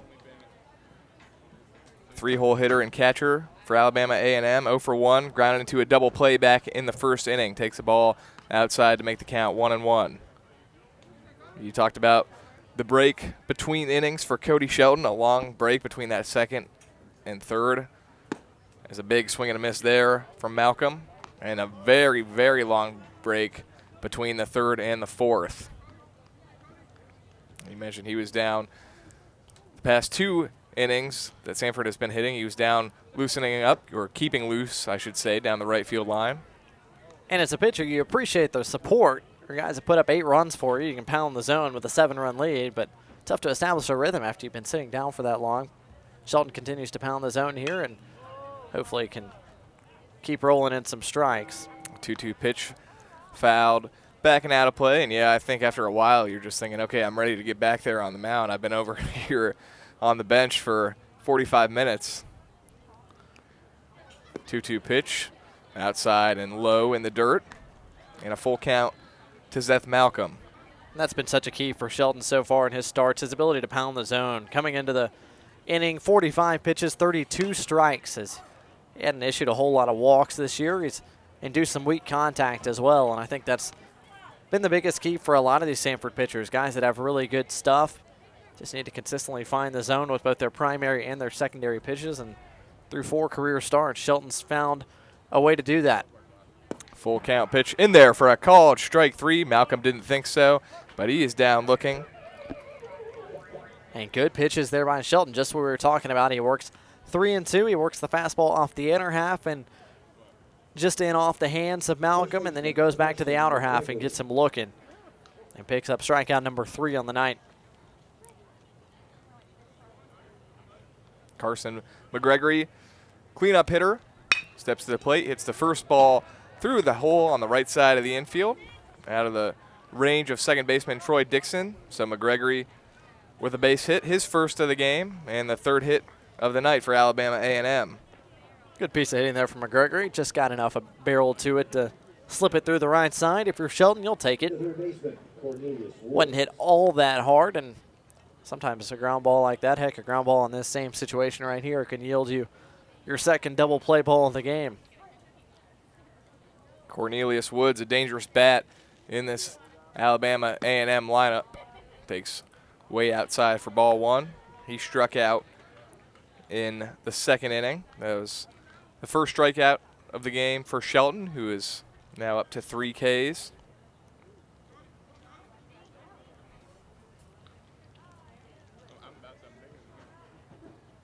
The 1-0 pitch swung on and missed from Woods.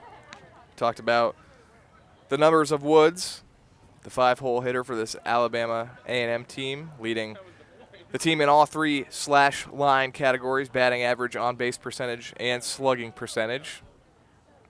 Big threat in this lineup. Another swing and a miss there, though. Man, it's 1 ball and 2 strikes. Shelton's done a great job tonight being able to locate that fastball. Been able to work both sides of the plate with it for a majority of the night. Really helps set up some secondary stuff. Shelton sets and delivers the 1-2. That one's well outside. 2 balls and 2 strikes. 4 straight fastballs to Woods. Be interesting to see if he tries to put him away with more of the hard stuff, or if he does eventually show him something off speed.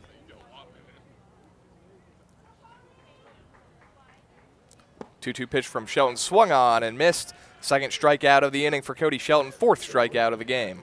And Shelton continues to do a good job working down in the zone as well. Haven't seen a whole lot of misses up in the zone. That time he goes down just below the knees of Woods and gets him to chase. And Shelton continues to roll on in the top of the 4th with minimal damage. So Woods 0 for 2 with a couple of Ks to his name. Fernando Diaz Jr., the right fielder, grounded out to the shortstop Brandon Fryman in his first at bat. Carson McGregory standing over at first base after hitting a 1-out single. 1 run on 3 hits for the visiting Bulldogs, 8 runs on 5 hits for the home Bulldogs.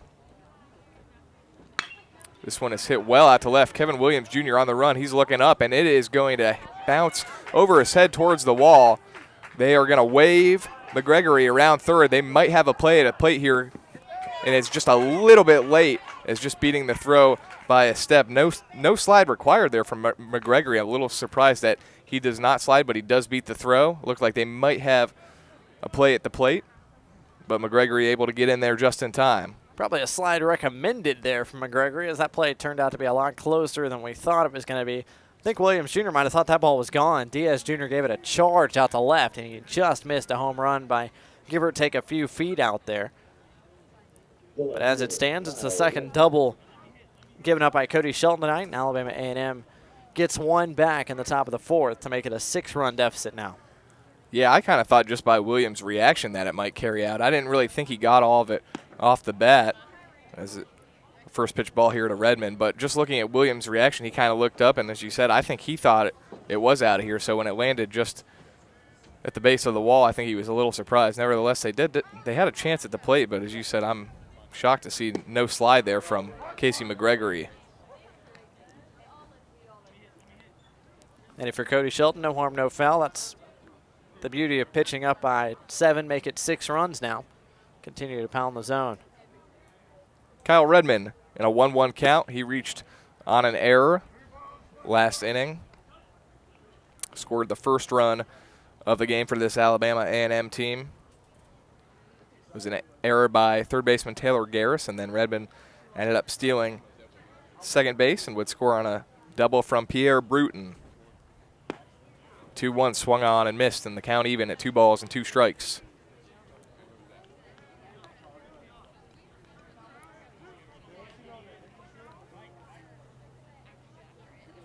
for Diaz Jr. That's just his second RBI of the season. 2-2 outside, and we've got a full count here. Alabama A&M just trying to scratch away, trailing 8-2 here in the top half of the fourth inning at Joe Lee Griffin Field. Shelton delivers the full count pitch, swung on and missed, and Cody Shelton gives up a run but strikes out the side here in the fourth inning. So it's 8-2. Samford leads. We will head to the bottom half of the fourth inning at Joe Lee Griffin Field. You're listening and watching Samford Baseball. Canadian bacon, Italian sausage, Spanish olives. It's like having the whole world in your hands and then in your mouth. Order the Works Pizza or any large pizza for just $12. That's right, just $12 for any large pizza. Order now at papajohns.com. Better ingredients, better pizza, Papa John's.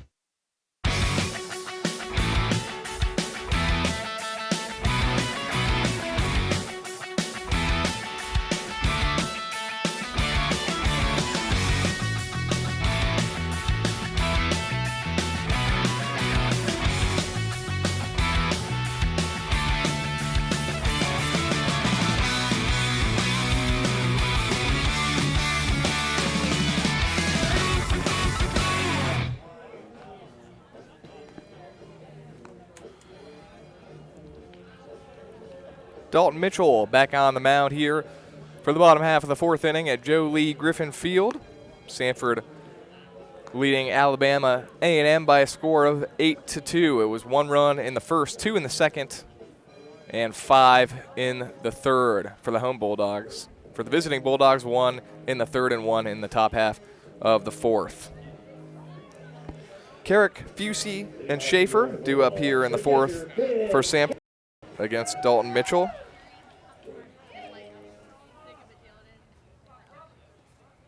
We've seen wildness from all 3 of the A&M pitchers so far tonight.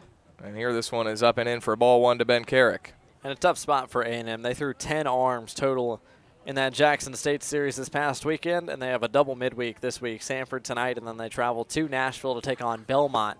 Got to save some arms for that one before coming back home to play a 3-game series that starts here in Birmingham down at Regents Field against the Alabama State Hornets.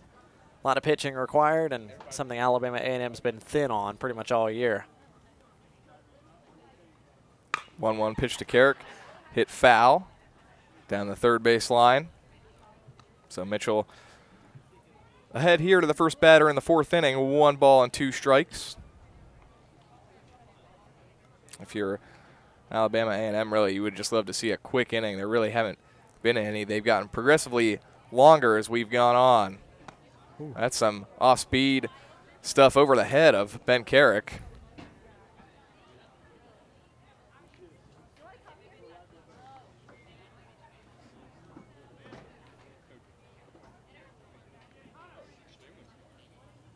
Two and two to the catcher, Ben Carrick. He's reached base twice. He's walked both plate appearances. Takes that one high and tight, and it's a full count here to start the bottom half of the fourth.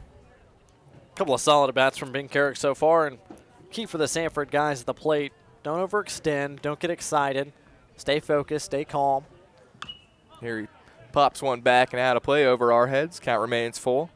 Yeah, a couple of walks for Carrick, 1 in the first and then 1 last inning in the third, and he would come around to score in that inning, 1 of 5 Samford Bulldog runs. A lot of times in a game like this, it's 8-2 Samford. You've already taken a lot of walks. You kind of get that pressure to kind of extend yourself a little bit.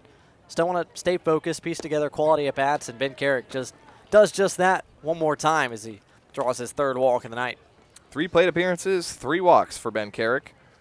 And again, trouble finding the strike zone for Alabama A&M. If we go back to that third inning, it started with Troy Dixon being hit by a pitch and then walk, single, then a foul pop out to the catcher, and then walk, strikeout, walk, strikeout. So just 1 hit in that third inning for Samford, but 5 runs scored. Dogs still with more runs scored than hits, 8 runs on 5 hits for the Samford offense. And they've got a leadoff base runner aboard here in the 4th off yet another free pass. Jordan Fusey at the plate. He grounded out back to the pitcher and then walked and scored. 1-0 to Fusey. This one's hit up the middle off of Mitchell. He's going to be in some pain. Picking it up and throwing over in time is catcher Seth Malcolm, but Mitchell is hurt. That one looks like it went right off his shin. And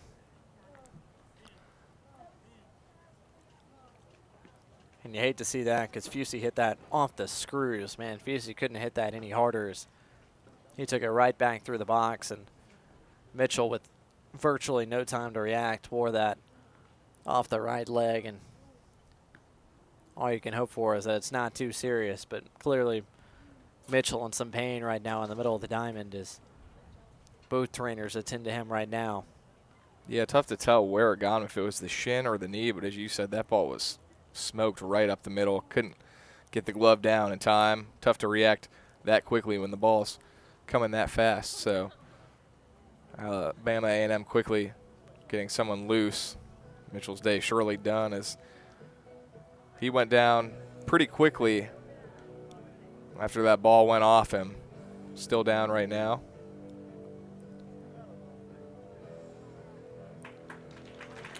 He is up now, and with the help of the trainer and coaches, he will be escorted to the dugout, so we'll have a pitching change. But we'll take a quick break. When we come back, we'll tell you all about the new pitcher, the 4th pitcher of the game for Alabama A&M. Samford leads 8-2. We'll be back here with Samford Baseball at Joe Lee Griffin Field.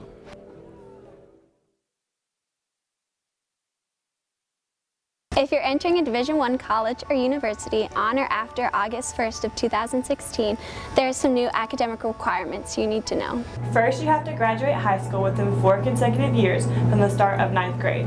And in those 4 years, you have to pass 16 core courses. Next, your 16 core courses must be taken in a specific area of study at a specific time during high school. Your 16 core courses will determine your core GPA, which must be 2.3 or higher to be eligible to practice, compete, or receive an athletic scholarship during your freshman year in college. 10 of those 16 have to be taken before your 7th semester.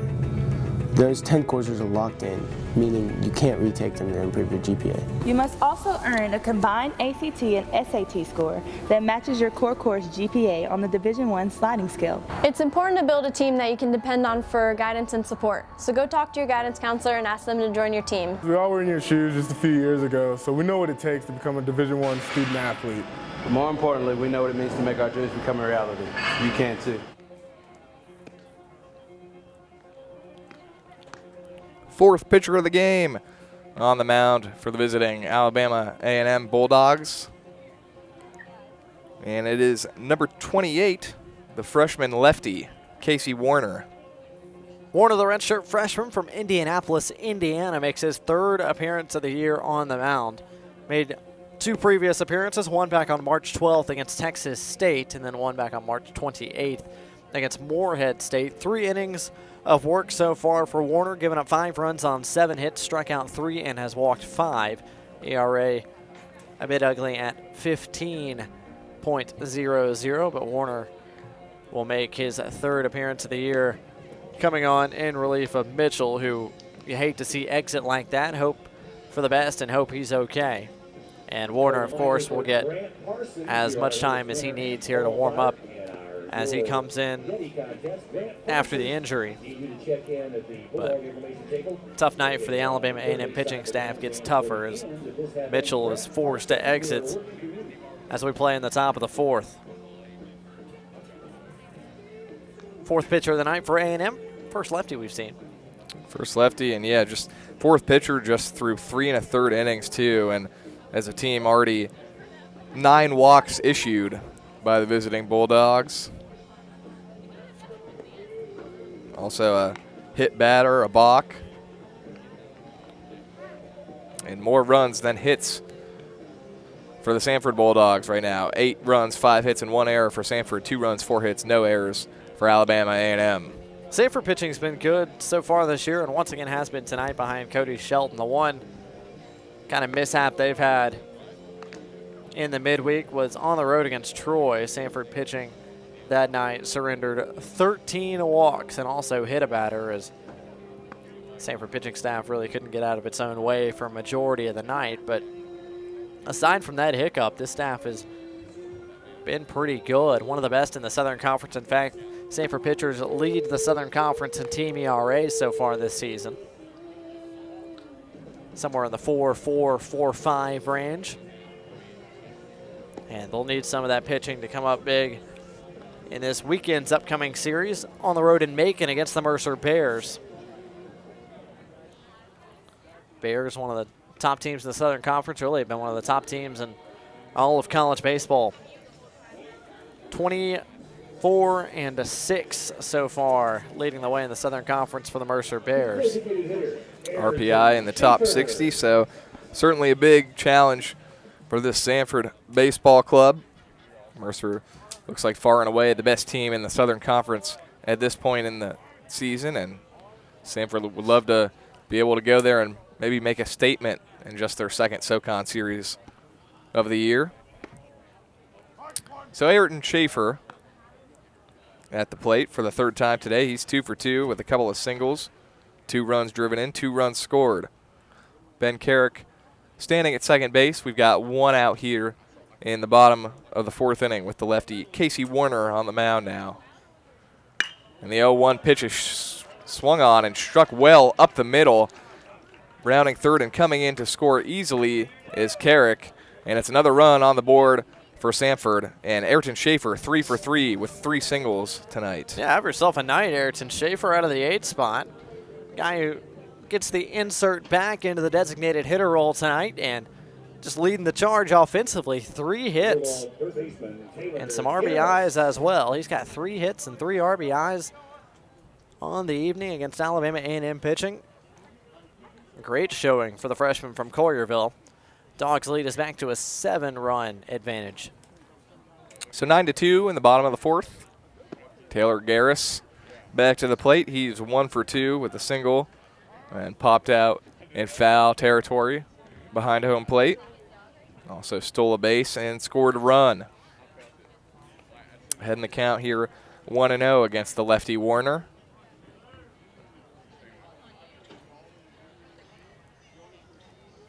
This one is swung on and hit well. If it's fair, it's long gone, and it is out of here. It is a fair ball. It stays inside the pole at the 335 mark, a 2-run bomb for Taylor Garris. He got all of it. The only question was it going to stay fair? And it did, and home run number 2 for Taylor Garris. How about Taylor Garris ambushing a fastball up in the zone and jumps all over it, gets the hand inside, keeps his hands inside the baseball all the way through contact, and is just able to keep that ball fair down the line. You mentioned he got all of it. It's just a matter of whether it was going to curl inside the pole, and it does. And congratulations to Taylor Garris on a 2nd home run in his Samford career, and the Dogs offense continues to tack on, make it 11-2 SU. We head back to the top of the order now, the 4th time through the order already tonight for Samford. TJ Dixon has stepped to the plate in all 4 innings.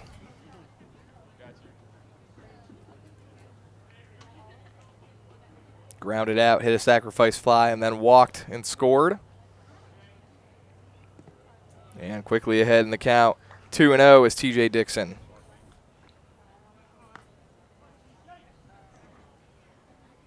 So Garris with big fly number 2 on the season for the freshman 3rd baseman. Samford's lead now stands at 11-2. This one is popped up off the fists, and making the catch in foul territory is Malcolm. So 2 outs now here in the 4th. Good pitch by Warner that time, kind of working up and in against Dixon. Kind of missed his spot the first time, but goes back to the inside part of the plate and gets Dixon to foul one off almost the handle of the bat there. Dixon's retired for the 2nd time tonight. He's out number 2 in the 4th. Fryman looking for his first hit of the evening. He walked, stole a base, and scored in the 1st, and then flew out to center in the 2nd, struck out in the 3rd, and takes a called first strike here in the 4th.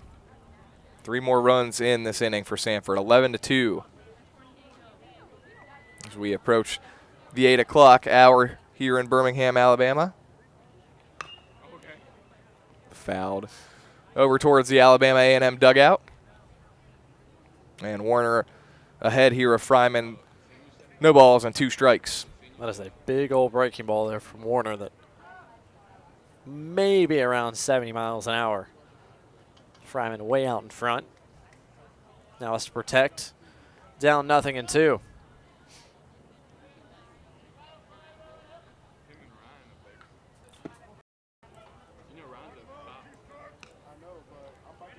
Fryman takes ball 1. Carrick walked to lead off the inning. And that one's in there for a called strike 3, so Fryman is down looking, his second strikeout of the day. But Samford does some more damage in the bottom half of the 4th. 3 runs, including a 2-run moonbeam of a homer from third baseman Taylor Garris. So 11-2 as we head to the 5th. You're listening to Samford Baseball. At Express Oil Change and Tire Engineers, we believe in service. Maintenance service, tire service, repair service, and most importantly, customer service. We believe in treating our customers with respect and integrity while offering all the services you need for your car. Most of all, at Express Oil Change and Tire Engineers, we believe in keeping cars on the road, keeping families safe, and keeping you coming back whenever the need arises.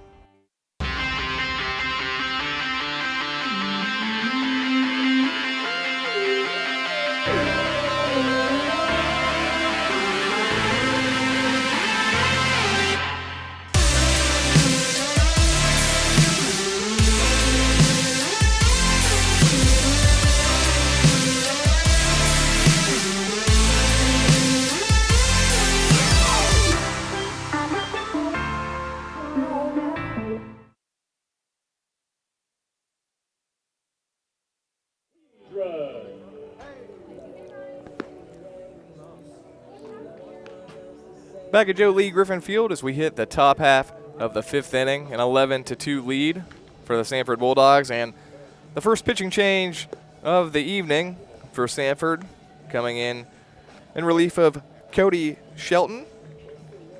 It is number 27, junior Tristan Wedra. Wedra, the 6-foot, 205-pound junior from Spain Park High School, Hoover, Alabama, will come on to pitch for the Bulldogs in the top of the 5th. So far in the year for Wedra, 12 2/3 innings, giving up 4 runs on 11 hits, has struck out 14 and walked just 3. As his numbers have looked solid so far out of the pen, ERA at 2.84. Made 1 appearance this past weekend against VMI in Friday's 4-0 loss. Threw a scoreless frame in relief, 16 pitches. Before that, went a long time in long relief against the Kansas Jayhawks the Friday before that on March 24th. Threw 53 pitches, 3 2/3 out of the pen, gave up just 1 run, struck out 4 and walked 1. But he gets more work in the midweek this time against Alabama A&M. First time he's pitched in a midweek game since March 15th against the Alabama Crimson Tide when he threw up a scoreless frame. Guy that's had plenty of experience as a Bulldog arm so far. His freshman year back in 2015. Made 19 appearances, 7 starts, most of those coming in midweek games. And then last year, 21 appearances and 6 starts. This is 10th appearance of the year. And all of those thus far have come in relief. So Tristan Wedra hoping to give the Dogs at least 1 scoreless frame, if not more. As it's 8-9-1 due up for A&M in the top of the 5th. Pierre Bruton, 1 for 1 with a double. Takes a called strike here to start the top half of the 5th. As we hit the 2-hour mark here at Joe Lee Griffin Field.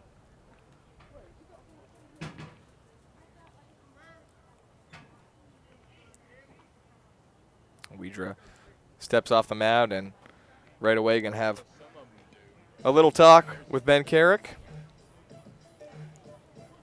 Tristan Wedra from Spain Park High School right here in Birmingham. Spain Park, one of the many schools that's going to be closed tomorrow, apparently, as school closings continue to trickle in around the state in anticipation of some inclement weather that's already postponed the Samford Auburn matchup on the softball diamond that was supposed to take place tomorrow night.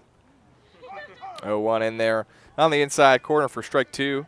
Weidra quickly ahead, 0-2. Yeah, as you said, it was supposed to be a big game at Spain Park between Samford and Auburn softball.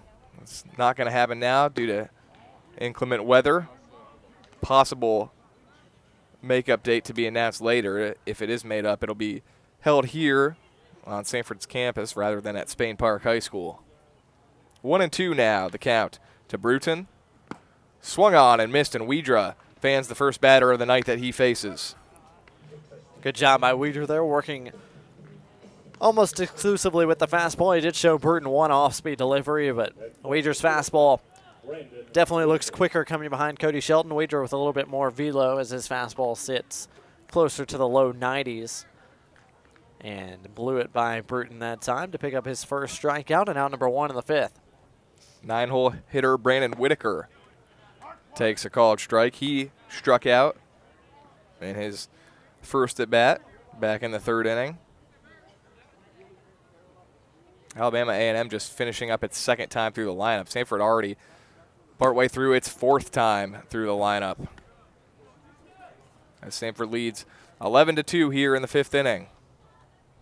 1 ball and 1 strike to Brandon Whitaker.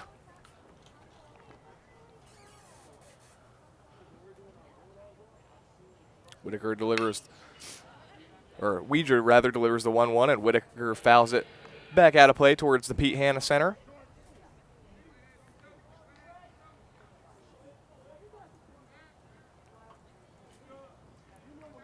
Cody Shelton, the starter for Samford tonight. 4 innings pitched, 4 hits allowed, a couple of runs, 1 earned, 5 strikeouts, no walks for Cody Shelton. So another good outing for him.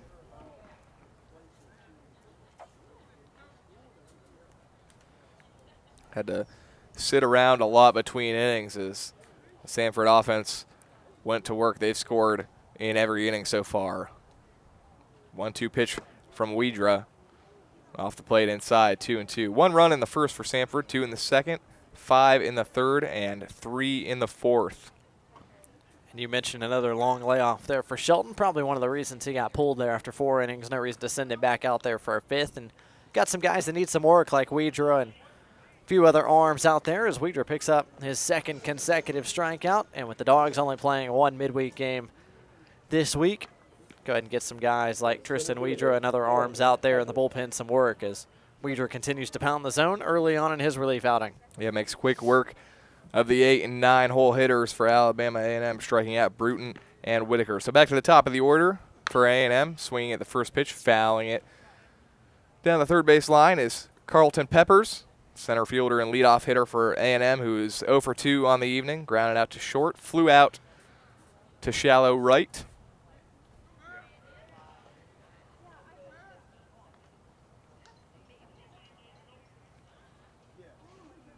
Weidra looking for a quick top half of the fifth. 1 pitch, low and well outside. 1 ball and 1 strike. Need to go down there and see what Weidra's velo is tracking out right now. Look like threw that fastball with a lot of effort behind it. That's probably one of the best things for Tristan Weidra right now, coming out of the bullpen almost exclusively, is you don't have to save a whole lot of bullets like you would as you're a starter. You can fire a lot more max effort fastballs, and a lot of times that helps some guys on their fastballs kind of get a tick or two more than they usually would. Certainly when you're only going 1, maybe 2 innings instead of 5+, then you will get a little bit of extra velocity. We've kind of seen that from Brasher, too. He's always really had the velocity, but he's kind of found that successful role in the late innings of the bullpen this year. And if he's got the control, I mean, Brasher is filthy, and he's been much more, I think, in control of the ball this year than we've seen in the past. As there will be another quick meeting at the mound between Weidra and Carrick. Yeah, Jared Brasher, after a bit of a rough start to the year, has been lights out pretty much over his last 4, 5, 6 outings. Guy really seems to have found his role late in the contest, and you mentioned he's got some of the best stuff in the conference. When he is on and in the zone, he is a tough, tough matchup for any hitter he faces. 1-2, just getting a piece of that one is Peppers. fouling it back into the net to stay alive. And yeah, Brasher is quite the weapon to have towards the back end of your bullpen to bring in the 7th or 8th inning. Bridging the gap between the starters and closer Wyatt Burns, as this one is swung on and missed from Carlton Pepper's Tristan Wedra. A very quick 5th inning where he strikes out the side. So Samford, who has scored in every inning, will come back to the plate in the bottom half of the 5th here at Joe Lee Griffin Field. Samford leads 11-2. You're listening to Samford Baseball. These are the student athletes. This is where they train. These are their homes. This is where they become Rhodes Scholars and academic All-Americans. These are the athletes they've always admired.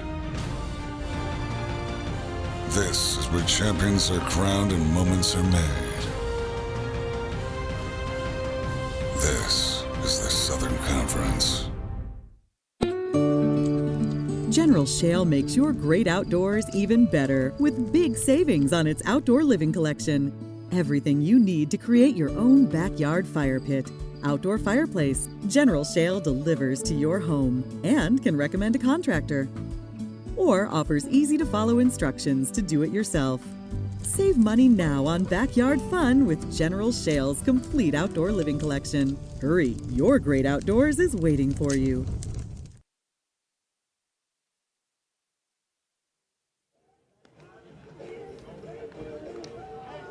Back for the bottom half of the 5th at Joe Lee Griffin Field, 11-2. Samford leads Alabama A&M. We'll take a quick look at the Major League. 9 of his last 10 contests. 1-1 is up and away to run the count to 2-1. McGregory's second highest batting average on the club, 317 now. After some solid offensive numbers, including 10 extra base hits on the year. 2-2 on the way from Baldwin. Fastball ripped towards center. Dixon on the run, but he plays it nicely and comes up with a grab on the line drive, hit right at him. McGregory puts a charge into it, but instead he's now rewarded for it. It's out number 2 in the top of the 6th, and coming to the plate is Cornelius Woods. If you're watching the stream, we did have some issues with our software freezing up. I think we've got to the point where it's running smoothly again, so hopefully we can get through issue-free the rest of the way. Woods takes a called first strike. 2 outs here in the top half of the 6th inning.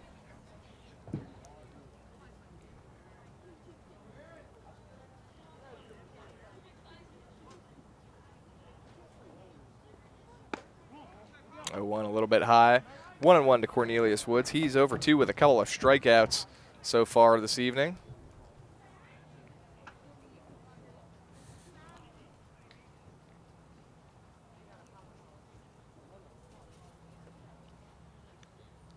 Baldwin sets, delivers the 1-1, swung on and missed. Some heat there from the right arm of Aaron Baldwin. Just a challenge fastball there from Baldwin. Once again, don't really love the miss up in the zone, but gets away with it because of a low 90s four-seamer.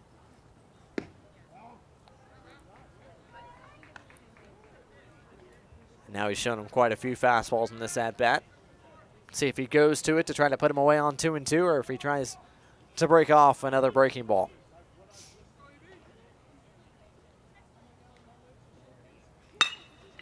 This one is hit out in the right. Fusey on the run. He's not going to get there. It's over his head.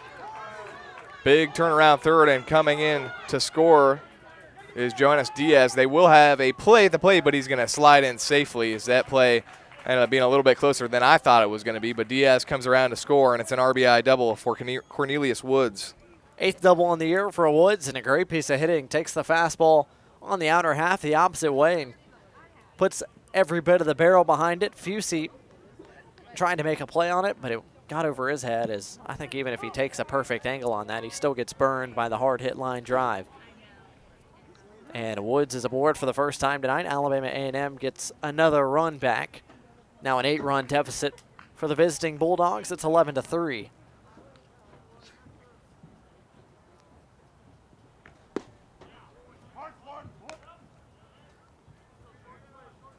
We got a number 26 at the plate right now, which is a number we do not have on our roster for Alabama A&M. That one is up high, and it's 1-1.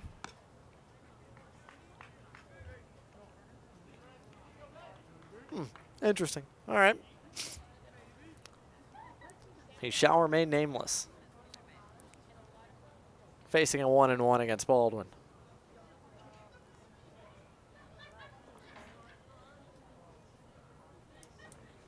And there's a big swing and a miss, and Baldwin ahead here, 1-2, trying to get out of this top half of the 6th inning. Nearly at the 2.5-hour mark of this game. It's still quite a bit of baseball left to be played here at Joe Lee Griffin Field. Samford with a commanding 11-3 lead. 1 ball, 2 strikes, 2 outs here on the top of the 6th. Baldwin delivers. Did he go around? He did not. 2 balls and 2 strikes.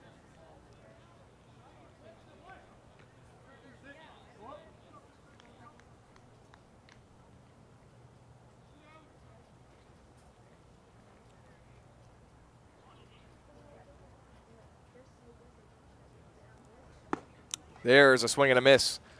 No doubt about that one. Another strikeout for Baldwin. He had 2, 1 run allowed, but Samford still with a commanding 11-3 lead. They'll be back to step to the plate in the bottom half of the 6th inning here at Joe Lee Griffin Field. You are listening to and watching Samford Baseball on the Samford Sports Network.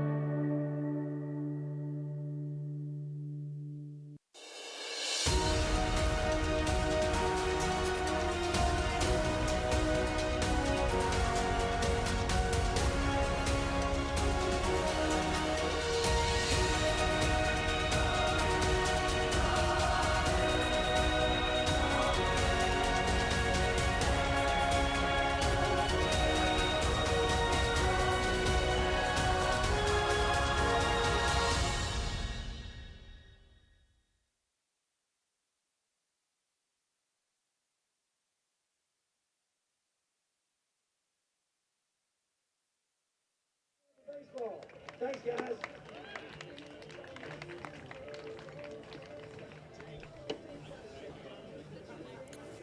We head to the bottom half of the 6th inning at Joe Lee Griffin Field with Samford leading Alabama A&M 11-3. Another new pitcher in for Alabama A&M. It's the senior righty, number 36, Owen Stubberfield. Saw Stubberfield getting hot a couple innings ago. Looked like he was about ready to go, and he does come on now. Canadian from Georgetown, Ontario, number 36, Owen Stubberfield. Made a couple of appearances this past week against Jackson State. 2 innings of work out of the bullpen. Gave up just 1 hit, no earned runs. In fact, he's given up just 1 earned run over the past week and a half. Stubberfield 17 in an inning, 17 and a third out of the bullpen. He's given up 26 runs on 33 hits, struck out 7 and walked 16. Another ERA in the teens at 13.50. Stubberfield will face the bottom third of the Bulldogs lineup in the bottom of the 6th, 7, 8, and 9. 2 up for Samford. Starts with the right fielder, Jordan Fusey. Fusey 0 for 2 on the night. Did draw a walk and score back in the 3rd inning. Takes a first pitch ball here to begin the bottom half of the 6th.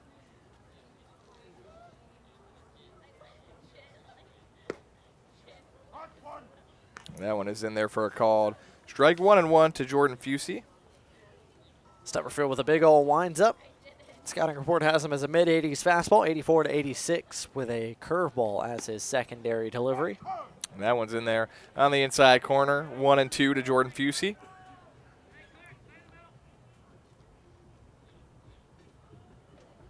So Fusey takes the first 3 pitches he sees from Stubberfield.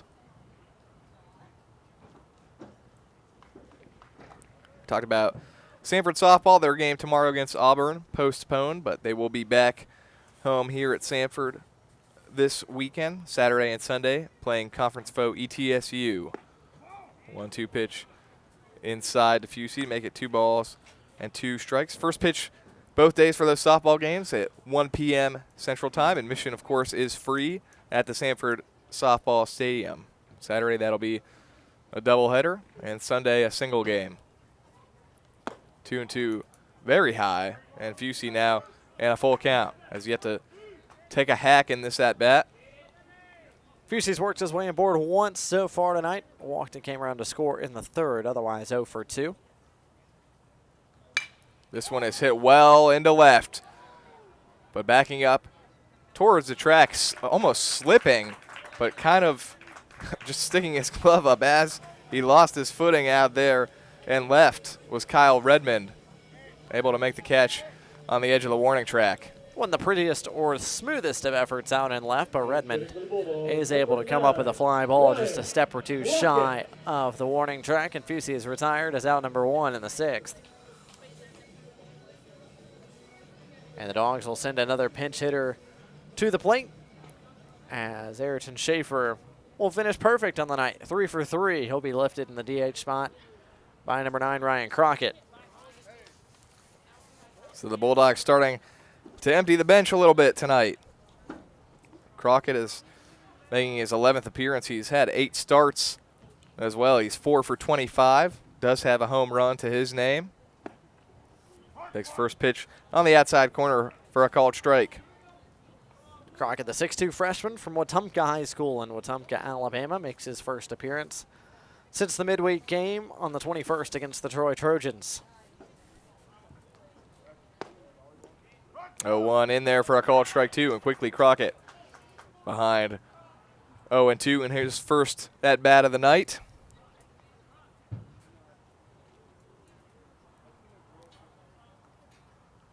Oh, 2 pitch swung on and missed, and Crockett quickly down on 3 pitches. Tough job there to come off the bench and try to get yourself loose quickly and prepared for an at-bat midway through the game here in the bottom of the 6th. And Crockett that time kept on his heels by Stubberfield as he makes quick work of the Bulldog pinch hitter. So Crockett is out number 2 in the frame. Taylor Garris back to the plate. He cranked a home run out to left in the 4th inning. 2 for 3 overall on the night. Singled, stole second, and scored in the 2nd. Popped out in foul territory in the 3rd, and then hit that home run in the 4th.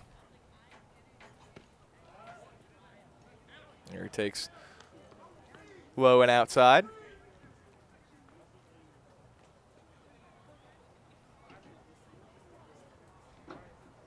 Garris looking for his 3rd hit of the game. That one is in there for a called strike. Stubberfield looking for the first 1-2-3 inning for an Alabama A&M pitcher of the night.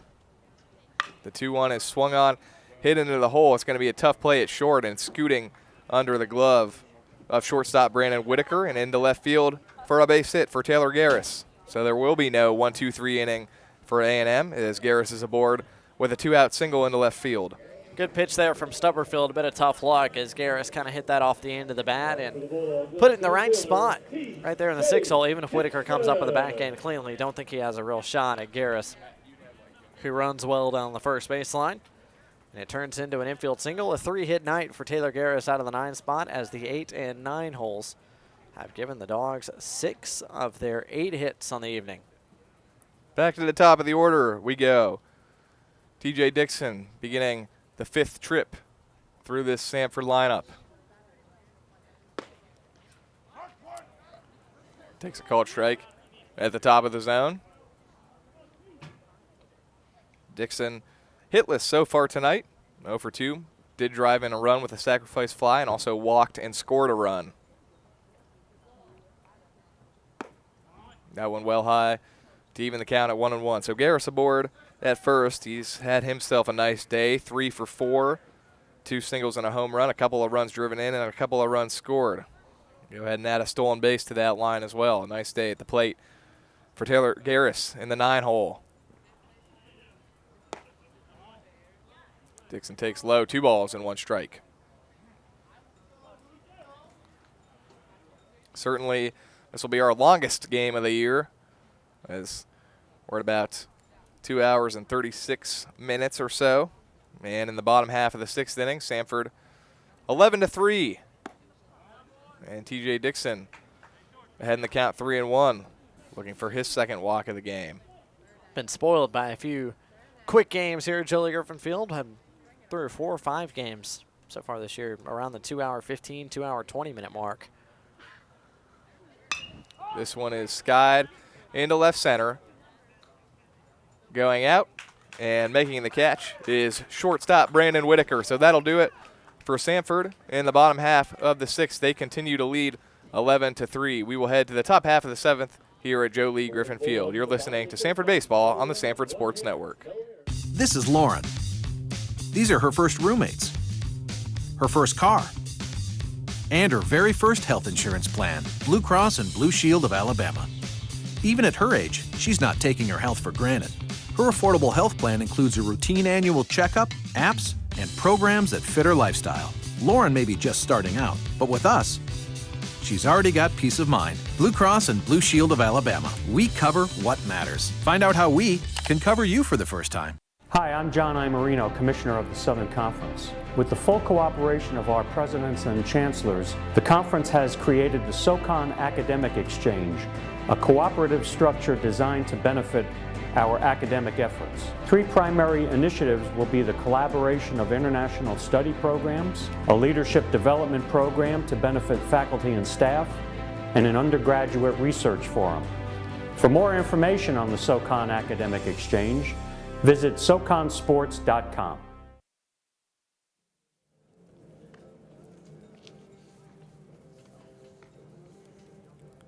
Top of the 7th inning at Jolie Griffin Field, and we're going to see another new Samford pitcher following Aaron Baldwin, and it'll be a face we haven't seen much of, freshman number 22, Luke Corbin.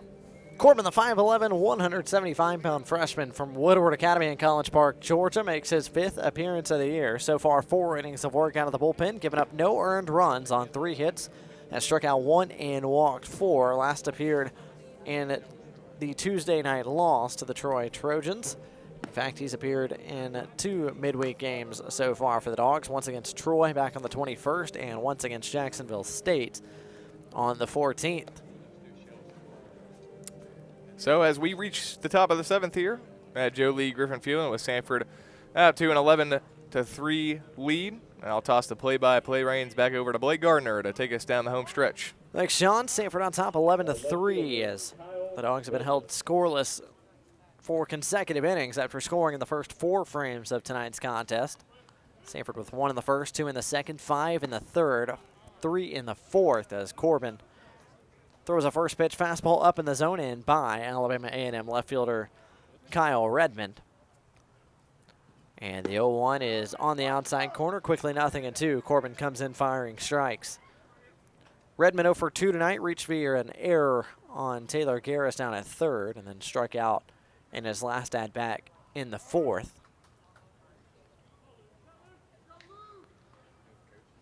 Still just 2 defensive changes for the Dogs out in the field. Sam Teague in left and Grant Colton behind home plate. Everybody else is in the same spot as the 0-2 breaking ball stays up and away and runs the count to 1 ball and 2 strikes.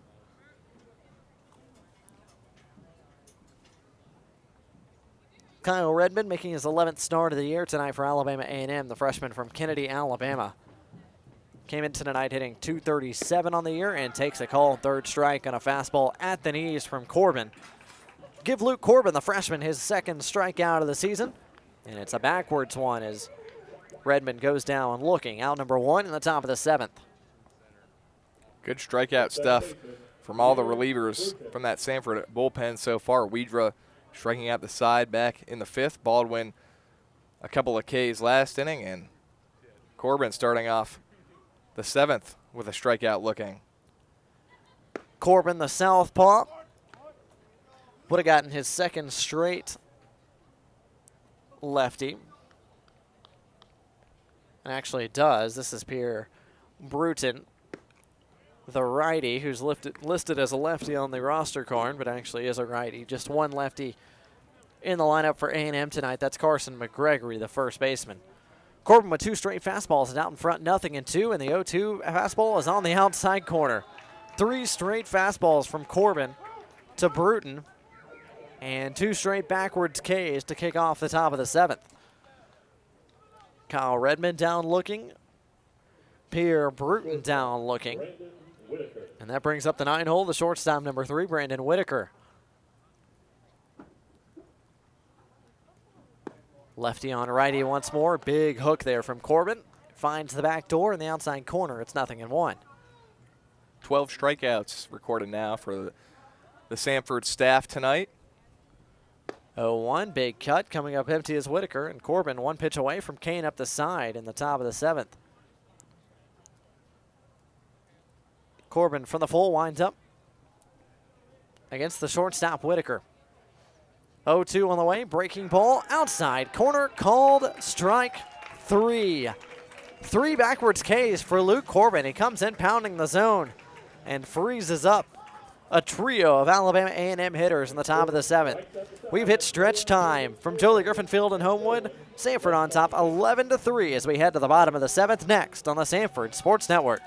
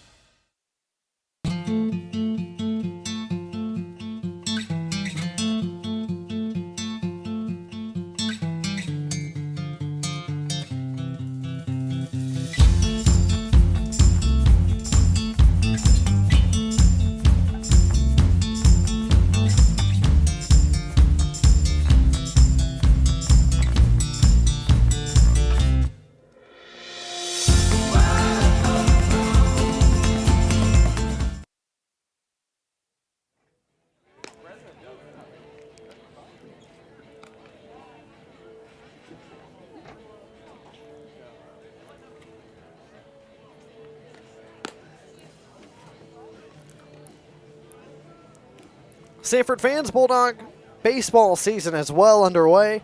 28 games in, but it's still not too late to get your Samford baseball season tickets. Just $30 gets you the remaining 15-game home schedule, including a bevy of SoCon home series and dates with the UAB Blazers, the Auburn Tigers, and the Alabama Crimson Tide. Look for details online at sanfordsports.com/tickets or call the Samford ticket office at 205-726-3647. That's 205-726-DOGS.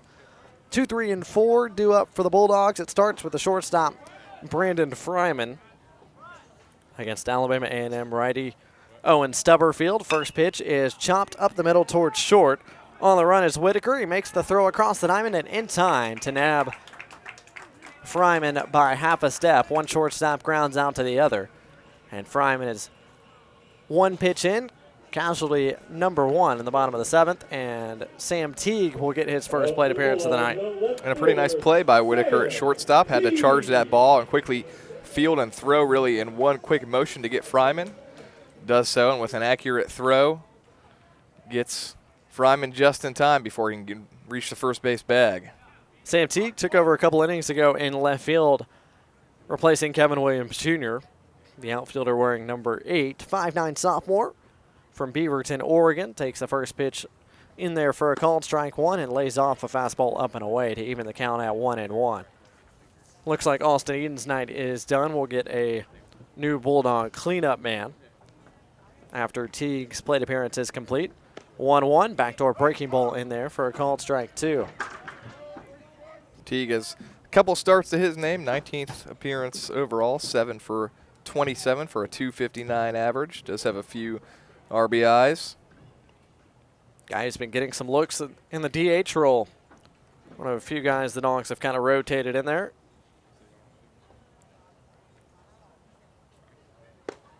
1-2 inside corner, called strike 3. T goes down looking on a good fastball there from Stubberfield. Second strikeout recorded by Stubberfield in this relief outing. And he's off to a good start in the bottom of the 7th, 2 up, 2 down. Austin Eden's night is complete, and the pinch hitter is number 12, Matthew Bennett, the 6'2 freshman from College Station, Texas. That's Aggieland country. He will get his 5th at-bat of the year, guy who came on as a relief pitcher in a couple of appearances as well against Jacksonville State and Troy. Takes the first pitch fastball, outside corner for strike 1.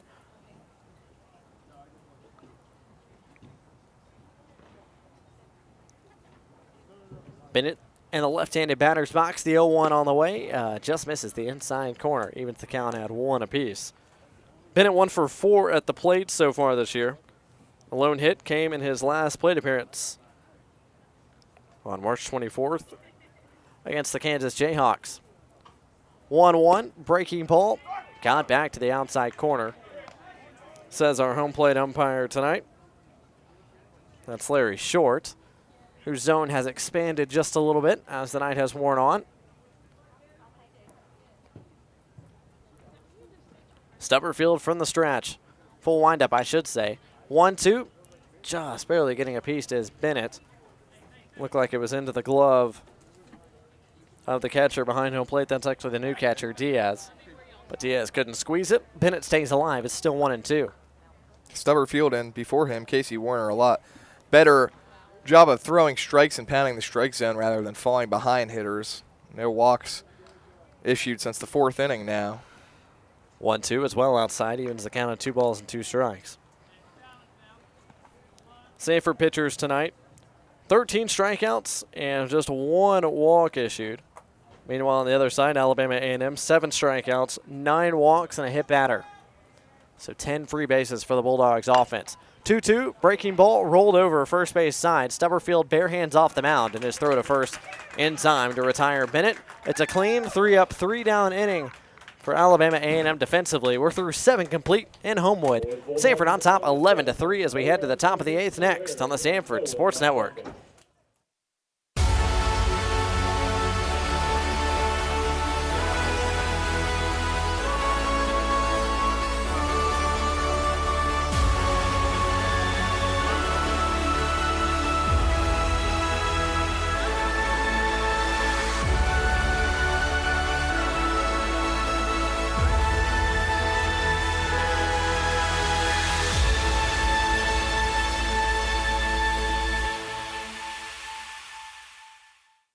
Game day brings out the best in all of us.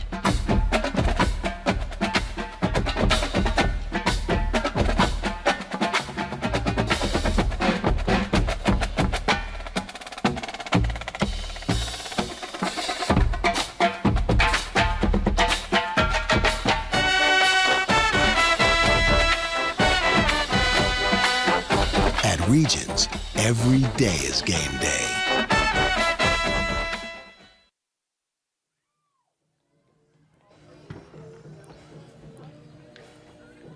Another new pitcher for the Samford Bulldog pitching staff as we get ready for the top of the 8th. It's number 21, Jack Rude, the 6'4", 190-pound sophomore from Houston High School in Memphis, Tennessee, is going to try to put up a scoreless top of the 8th. It'll be the 7th appearance of the season for Jack Rude. 5 innings pitched so far, 2 runs, both earned, allowed on 5 hits in those 5 innings. 5 walks, along with 3 strikeouts and a .333 batting average against. Rude's last 4 appearances have been scoreless ones. A third of an inning against Indiana, and then 3 scoreless frames against Alabama State, Eastern Illinois, and Eastern Michigan have brought his ERA back down to 3.60. So Rude trying to put up the 2nd straight scoreless frame by this Bulldog pitching staff. A&M has scored 3 runs tonight. They've all been in ones. 1 in the 3rd, 1 in the 4th, 1 in the 6th. 3 runs on 5 hits for the A&M offense. 11 runs on 8 hits for the Samford offense. Top of the order, 2 up for A&M. Starts with Peppers, the center fielder, who takes upstairs for ball 1. About to start the 4th time through the order tonight for the A&M offense. Peppers the top of it. 0 for 3, a ground out, a fly out, and a strikeout, as the 1-0 is found straight back to make it 1-1. Peppers average on the year now down to 265, 31 hits and 117 at-bats for the A&M starting center fielder. Peppers, the redshirt junior from Albertville, Alabama. 1-1 from Root, another upstairs miss. It's 2 balls and 1 strike. Top third of the lineup for A&M so far this evening has mustered just 1 hit. Root exclusively from the stretch. 2-1 on the way. That's hit weakly on the ground towards second. Dixon comes up with it cleanly and has plenty of time to throw to Bennett over at first for out number 1. Matthew Bennett pinch hit for Austin Edens. He stays in the game and mans first base.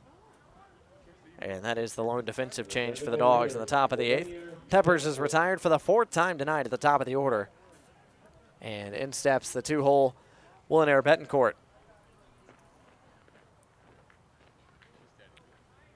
And actually, it won't be Betancourt. It'll be a new pinch hitter, number 19, Justin Cintron. Cintron, the new pinch hitter for A&M, takes the first pitch from Jack Rue that's in there for a call and strike 1. Cintron wearing number 19, the freshman and another native of Puerto Rico. With the open stance, the right-handed hitter against the righty Jack Rue. 0-1, check swing from Cintron. He holds it back. Count even a 1 ball and 1 strike. Both sides playing plenty of their bench so far tonight. The margin in this game is still quite wide, an 8-run game. Samford up 11-3 as Rude powers a fastball by Cintron to make it 1-2.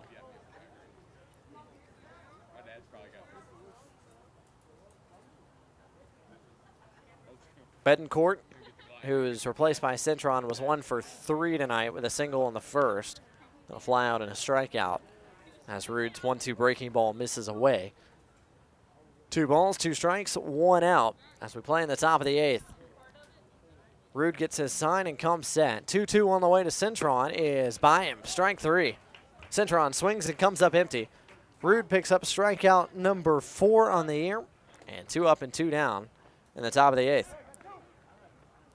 Yeah, the Samford bullpen has been making quick work of the Alabama A&M lineup. Jack Rue, the latest to join the little strikeout parade from the Bulldogs bullpen. First pitch hacking is Diaz, who fouls this off right side out of play. As Rude works ahead once more, 0-1. Diaz making a second plate appearance of the night after coming on in relief of the starting catcher, Seth Malcolm. 0-1 misses downstairs to even at 1-1. Diaz walked and came around to score the lone run A&M put up in the top of the 6th.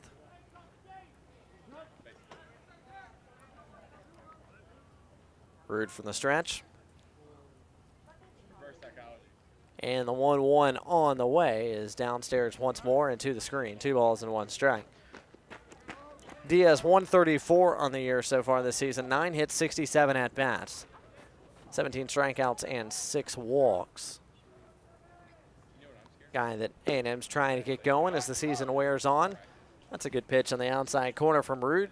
Count to 2-2 now. We got deuces across the board. 2 balls, 2 strikes, and 2 outs as we play in the top of the 8th with the bases empty.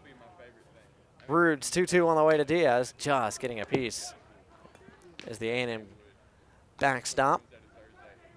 And we'll do 2-2 once more.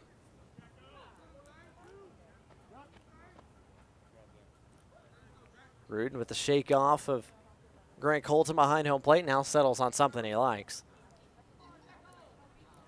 2-2 delivery on the way. It's a fastball and it misses downstairs. Runs the count full. 3 balls and 2 strikes.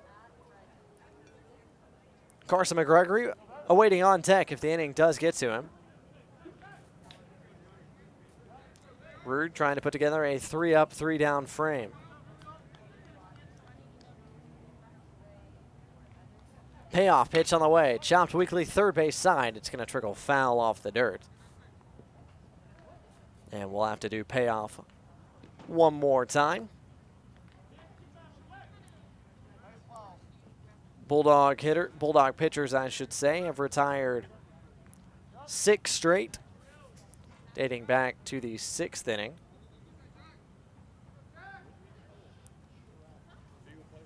Rude gets his sign. 3-2 on the way. Fastball hit hard on the ground up the middle. Fryman gobbles it up. His throw on the run will one hop over to first. And actually it'll more 2 hop and a skip, and it won't be in time. It's an infield single for Yoenis Diaz, who picks up hit number 10 on the season. An infield hit. Good play by Fryman ranging up the middle, but didn't have enough mustard on the throw to have a shot to get Diaz down at first. And A&M's got a base runner with 2 away in the 8th. Yeah, like you said, good effort from Fryman there just to stop that ball from getting into the outfield. Thought that was headed for center field for sure off the bat, but Fryman ranging to his left, able to get there, and it would have taken a perfect throw and a bullet to be able to get the runner. But so the inning does indeed get to Carson McGregory, who's 1 for 3 tonight with a single back in the 4th. Hit one on the screws against Aaron Baldwin in the 6th, but right at TJ Dixon in center. So a 1 for 3 night for McGregory. If you tack on that pop-up in the 2nd. 1-0 from Root is upstairs, and the count's 2 balls and no strikes. 31 hits, 121 at-bats for McGregory. Sterling, .314 average and .381 on-base percentage.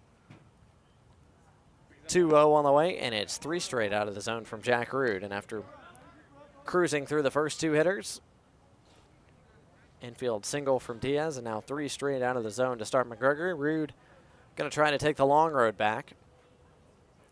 3-0 on the way. That splits the heart, make it 3-1.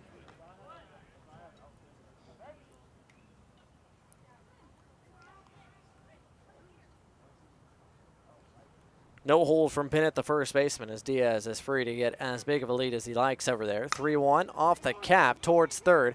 Garris gobbles it up. His throw across is in time to nab McGregory by a step. And Samford's out of the inning.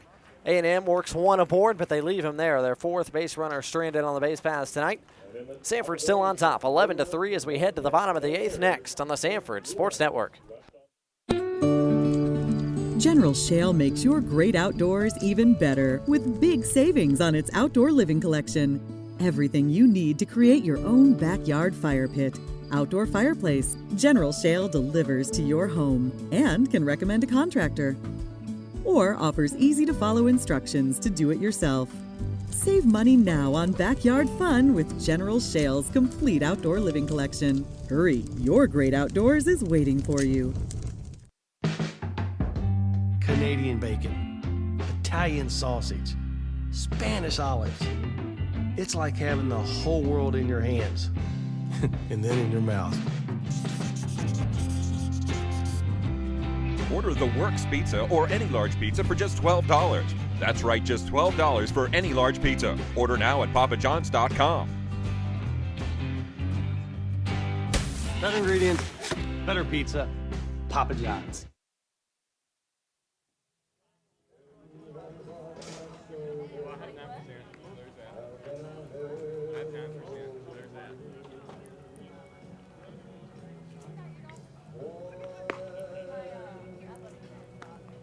Top of the hour, Birmingham, Alabama.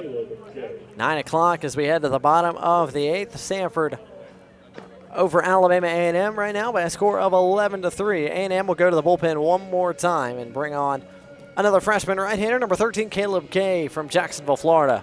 Gay, a guy who has started a lot this year for the visiting Bulldogs. He's made 8 starts. This will be his 12th appearance overall. He's thrown 46 2/3 innings, allowing 33 earned runs on 70 hits, 27 walks and 22 strikeouts, an ERA of 6.36. So Gay gets a chance to pretty much have a live bullpen here. About an inning, 20 to 30 pitches is what you like your starters to throw in the middle of the week just to keep their stuff sharp. Gay is just going to do that, except live here in the bottom of the 8th. Scouting report on Caleb Gay, high 3/4 arm slot for the right side, fastball mid-80s, 83 to 86. With a breaking ball and a changeup.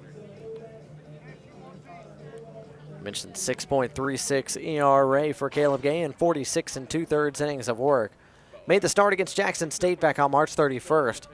took the loss in 6 innings, gave up 6 runs on 9 hits. Did not record a strikeout and walked 4 batters.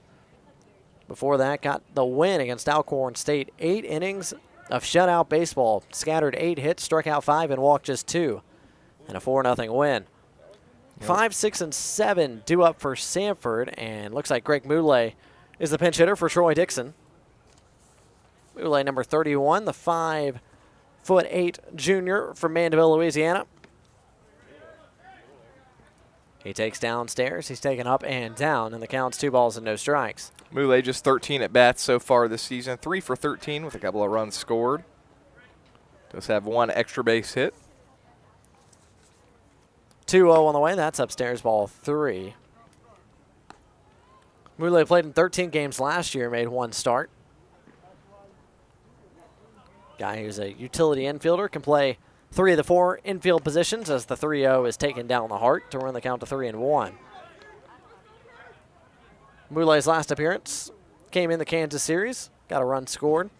Before that, started the game against Troy back on the 21st. The 3-1 was a bit downstairs, but it's a called strike 2 as Moulay had already jogged down to first base. He will be called back. And if I was Greg, I'd probably be swinging right here as the zone has widened significantly in the later innings. Payoff pitch on the way to Moulay. Hit hard towards center. Peppers has plenty of room out there, though, and ranging towards his glove hand side, is able to make the catch for out number 1. So Moulay retired. He is out number 1. And Grant Colton will make his way to the plate for his first plate appearance of the night. After Ben Carrick caught the first 5 frames, Colton has caught the next 3 and will catch the 9th as well. Colton wearing number 18, the 5'8" junior from Wesleyan High School in Norcross, Georgia. And the first pitch to Colton misses upstairs for ball 1. 15 at bats for Colton so far this year. 3 for 15. 1 run driven in, 1 run scored. 2 straight up in the zone from Caleb Gay, delivered to Grant Colton. Kind of seen a mix of all 3 catchers throughout the season for Samford. Of course, Anthony Mulryan has really been the regular behind the plate, but we've seen, as you said, plenty of Carrick and Colton during the midweek contests. That fastball's in there to run it to 2-1. Colton has made 3 starts so far this year. This is his 11th appearance. 2-1, big breaking ball from Gay, and Colton probably could have swung twice at it. It's 2-2. Colton did make 1 appearance in last weekend's series against VMI back 3 days ago. 0 for 2 as the 2-2 just misses off the plate to run the count full. 3 balls and 2 strikes. Gay working for the first base side of the rubber and from the full windup in the bottom of the 8th. Base is empty, 1 away. Grant Colton at the plate. Payoff pitch hits him square in the back. And Colton, for the first time this year, is hit by a pitch. He'll trot gingerly down to first after taking mid-80s square in the small of the back. He's the man aboard at first, and we've got another pinch hitter for the Dogs. This is number 38, Sam McWhorter. Number 38, Sam McWhorter. McWhorter, another guy that can catch, also play a bit of utility infield as well. The 5'10" freshman from Johns Creek, Georgia, also played at Wesleyan High School. Makes his 3rd appearance of the year, and first pitch hacking. Slaps this right side. Bruton comes up with it and flips to second in time to at least get Colton at second base. That's all they'll get, as the fielder's choice gives A&M out number 2 in the bottom of the 8th. Just the 2nd at-bat of the year for McWhorter, who was 1 for 1 prior to that fielder's choice. Ryan Crockett. Ryan Crockett will get his 2nd plate appearance of the night after sliding into the DH role for the guy that started there, Ayrton Schaefer. Crockett, 3-pitch strikeout in his last at-bat and comes up empty on the first pitch he sees from Caleb Gay. It's 0-1. 2 down. Dogs on top, 11-3. McWhorter the runner at first. Crockett at the plate. Caleb Gay working from the stretch. This is chopped third base side, but will trickle foul. And it's 0-2.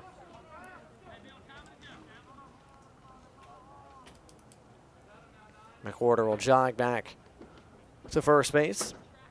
Crockett 4 for 26 now on the year, 4 runs scored. 10 strikeouts and 26 at-bats. Also has drawn 3 walks. 0-2 on the way from Caleb Gay is a high fastball. Pick throw back to first to try to get McWhorter is not in time. As Sam McWhorter's secondary down at first base was fairly sporty. Diaz threw back behind him.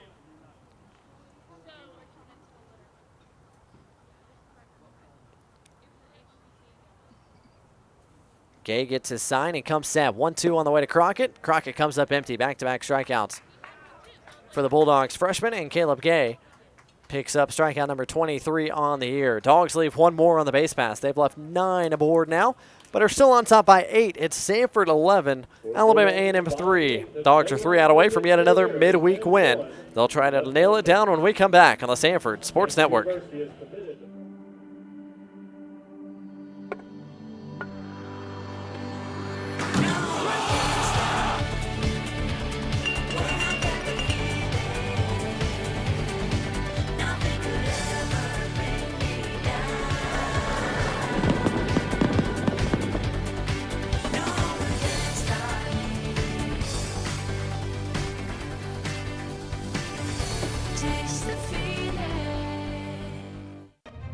These are the student athletes.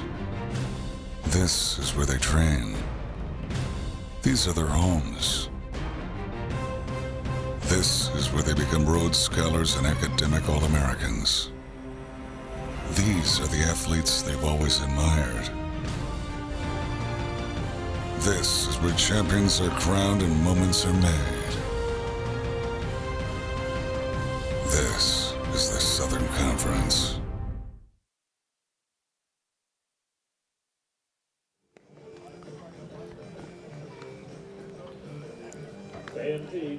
Blake Gardner, John McAfee, Samford Sports Network on FM 91.1 WVSU and YouTube Live. Samford started this game on the mound with Cody Shelton, who gave the Dogs 4 innings of 1-run baseball. He was followed by a scoreless frame from Tristan Wedra. Aaron Baldwin gave up 1 run, but got through his inning.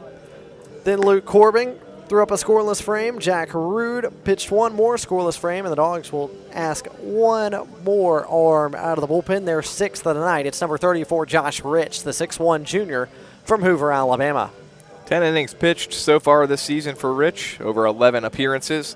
In those 10 innings, he's allowed 6 runs, 5 of which are earned on 10 hits, 10 strikeouts, along with 6 walks, a .256 batting average against for Josh Rich. 5, 6, and 7 due up for the A&M Bulldogs. It starts with number 20, Cornelius Woods, who takes a fastball in the outside corner for a called strike 1. Josh Rich from the full windup, 0-1 on the way, is downstairs. Count 1-1. Rich, a bit of a rough outing in his last go-around in the series finale against VMI, but did put up a scoreless frame against UAB last midweek contest as he gets Woods tied up on a fastball up and in to run the count to 1-2. Josh Rich working quickly. 1-2 pitch on the way. In there, inside corner, called strike 3. Cornelius Woods goes down on strike for the 3rd time tonight. It's a sombrero kind of night for the A&M third baseman. Bulldogs 2 outs away from another midweek win as Diaz Jr. makes his way to the plate. Yeah, tough night for Cornelius Woods. He did have that RBI double back in the 6th inning for his lone hit, but as you said, 3 strikeouts, never a good feeling. First pitch swinging is Diaz Jr. This is falling in foul territory towards the line. Diving is Teague, who shifted from left to right, but he can't come up with it. Love the effort, but just a bit short. Defensive changes for the Dogs as Sam Teague takes over in right. Sam McWhorter, who pinch hit in the last frame, stays in the game and will play left. Greg Moulay is the new second baseman, as the left side of the infield remains intact with Fryman and Garris. Diaz Jr. 1 for 3 tonight and comes up empty swinging on that breaking ball. It's 0-2. Every other game in the Southern Conference complete. The Samford game is the last one still in action. 0-2 on the way from Rich. He is outside, runs the count to 1-2. ETSU battled back against App State to take a 5-4 win away for the Mountaineers. Number 12 team in the country, South Carolina, 6-1. That's final from Columbia over the Furman Paladins. VMI hangs on for a 4-3 win over Longwood at home. Mercer pounds out 10 runs to take a 10-4 win away from Kennesaw State. And the Citadel puts up 8 runs to take out Charleston Southern, 8-6. Great breaking ball there from Josh Rich to get Diaz Jr. out in front. Back-to-back strikeouts recorded by Josh Rich. And quickly 2 down as Alabama A&M is down to their last hitter of the night, or their last out of the night, I should say, and it's Kyle Redmond who comes to the plate. Redmond looking for his first hit of the game still. He's 0 for 3, reached on an error and struck out a couple of times. Josh Rich works ahead of him with the breaking ball, 0-1, and then the fastball misses way outside. Evens the count at 1-1. Dogs pitching staff has been good for a majority of the season and has been good once again tonight. Just 3 runs on 6 hits as this is off the fist and over the second baseman, Greg Moulay. It'll trickle into right field for a single as Redmond comes up with his first hit of the night. And he extends this game at least one more batter as the 9th gets to Pierre Bruton. Alabama A&M nearly equal to Samford in the hits column at this point. 7 hits by 7 different A&M batters. 8 hits for the home Bulldogs. First pitch to Bruton is hit well towards right. Teague, plenty of room out there, is under it and makes the catch. That will be all from Jolie Griffin Field. We've got a final as Samford picks up yet another midweek win. They improved to 19-10 as Alabama A&M falls to 8-25. Our final score tonight: Samford 11, Alabama A&M 3. Samford 11 runs on 8 hits. They did make 1 error. Alabama A&M 3 runs on 7 hits. As Samford takes yet another midweek contest from yet another in-state rival. We'll take a timeout, go to our Coca-Cola postgame show, and wrap this up. When we come back, you're listening and watching Samford Bulldog Baseball. We are the Southern Conference. And it's on us to stop sexual assault on our college campuses. To get in the way before it happens. To get a teammate or friend home safe. To not blame the victim. We are the Southern Conference. And it's on us to look out for each other on our campuses. To not turn a blind eye. To intervene when something isn't right. We are the Southern Conference. And it's on us to stand up. To step in. To take responsibility. We are the Southern Conference, and we take the pledge to stop sexual assault. It's on us, all of us, to make a difference on our campuses.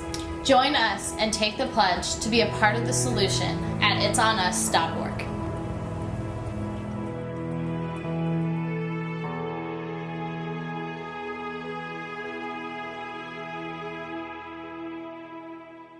If you're entering a Division I college or university on or after August 1st of 2016, there are some new academic requirements you need to know. First, you have to graduate high school within 4 consecutive years from the start of 9th grade. And in those 4 years, you have to pass 16 core courses. Next, your 16 core courses must be taken in a specific area of study at a specific time during high school. Your 16 core courses will determine your core GPA, which must be 2.3 or higher to be eligible to practice, compete, or receive an athletic scholarship during your freshman year in college. 10 of those 16 have to be taken before your 7th semester. Those 10 courses are locked in, meaning you can't retake them to improve your GPA. You must also earn a combined ACT and SAT score that matches your core course GPA on the Division I sliding scale. It's important to build a team that you can depend on for guidance and support. So go talk to your guidance counselor and ask them to join your team. We all were in your shoes just a few years ago, so we know what it takes to become a Division I student athlete. But more importantly, we know what it means to make our dreams become a reality. You can too.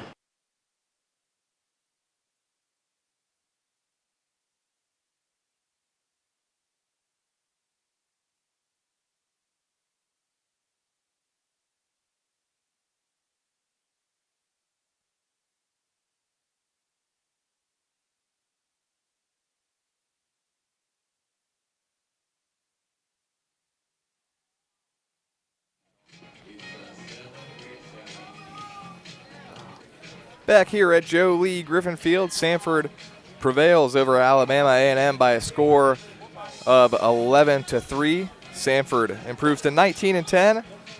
Alabama A&M falls to 8-25. It was really the bottom of the order for the Bulldogs that did a lot of the damage. Ayrton Schaefer 3 for 3 with 3 runs driven in, 3 runs scored. Taylor Garris 3 for 4 with a couple of RBIs and a couple of runs. Blake Gardner standing by with Coach Casey Dunn.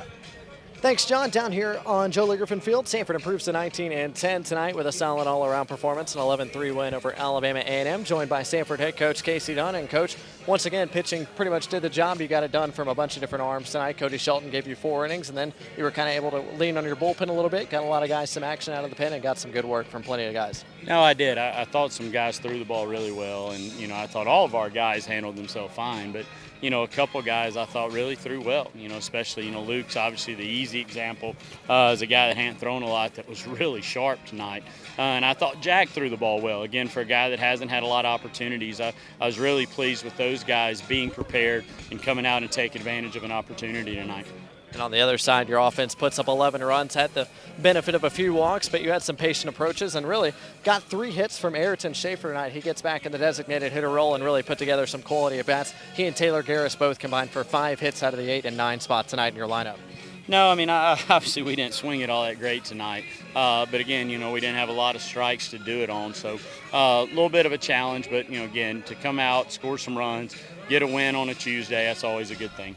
And it keeps your guys in rhythm for a series coming up with Mercer. How important was it to kind of see some different arms, see some guys in some different spots as you get ready for a big Southern Conference series? I think it's big to get a couple guys work. I think, Josh had some bad luck last Sunday, so it was good to get him out there at the end just to kind of right the ship. Aaron didn't throw last weekend. He needed work. Obviously, Luke and Jack hadn't thrown in a while. So for those guys to go out there and get their work in was big for us. You get another midweek win, improved to 19-10. Another solid team performance, and you get a couple of days to get ready for Mercer. Coach, thanks for the time. Thanks, Blake. Appreciate it. That was Samford head coach Casey Dunn down here on the Joe Lee Griffin Field. Back up to John McAfoose to wrap things up tonight. Thanks, Blake. So an 11-3 win for the Samford Bulldogs, and that'll do it here for us. Taking a look at the upcoming schedule for Samford. Baseball back on the road again this weekend. They're heading to Macon, Georgia to face the Mercer Bears, who currently sit at the top of the SoCon standings. Friday's game at 5 p.m., Saturday at 1, and Sunday at noon. As Blake said earlier, the first 2 games of that series are scheduled for ESPN 3. Back in action here at Joe Lee Griffin Field next week, hosting the nationally ranked Auburn Tigers. And, of course, that's the Diamond Dig game and also our Pink Out game.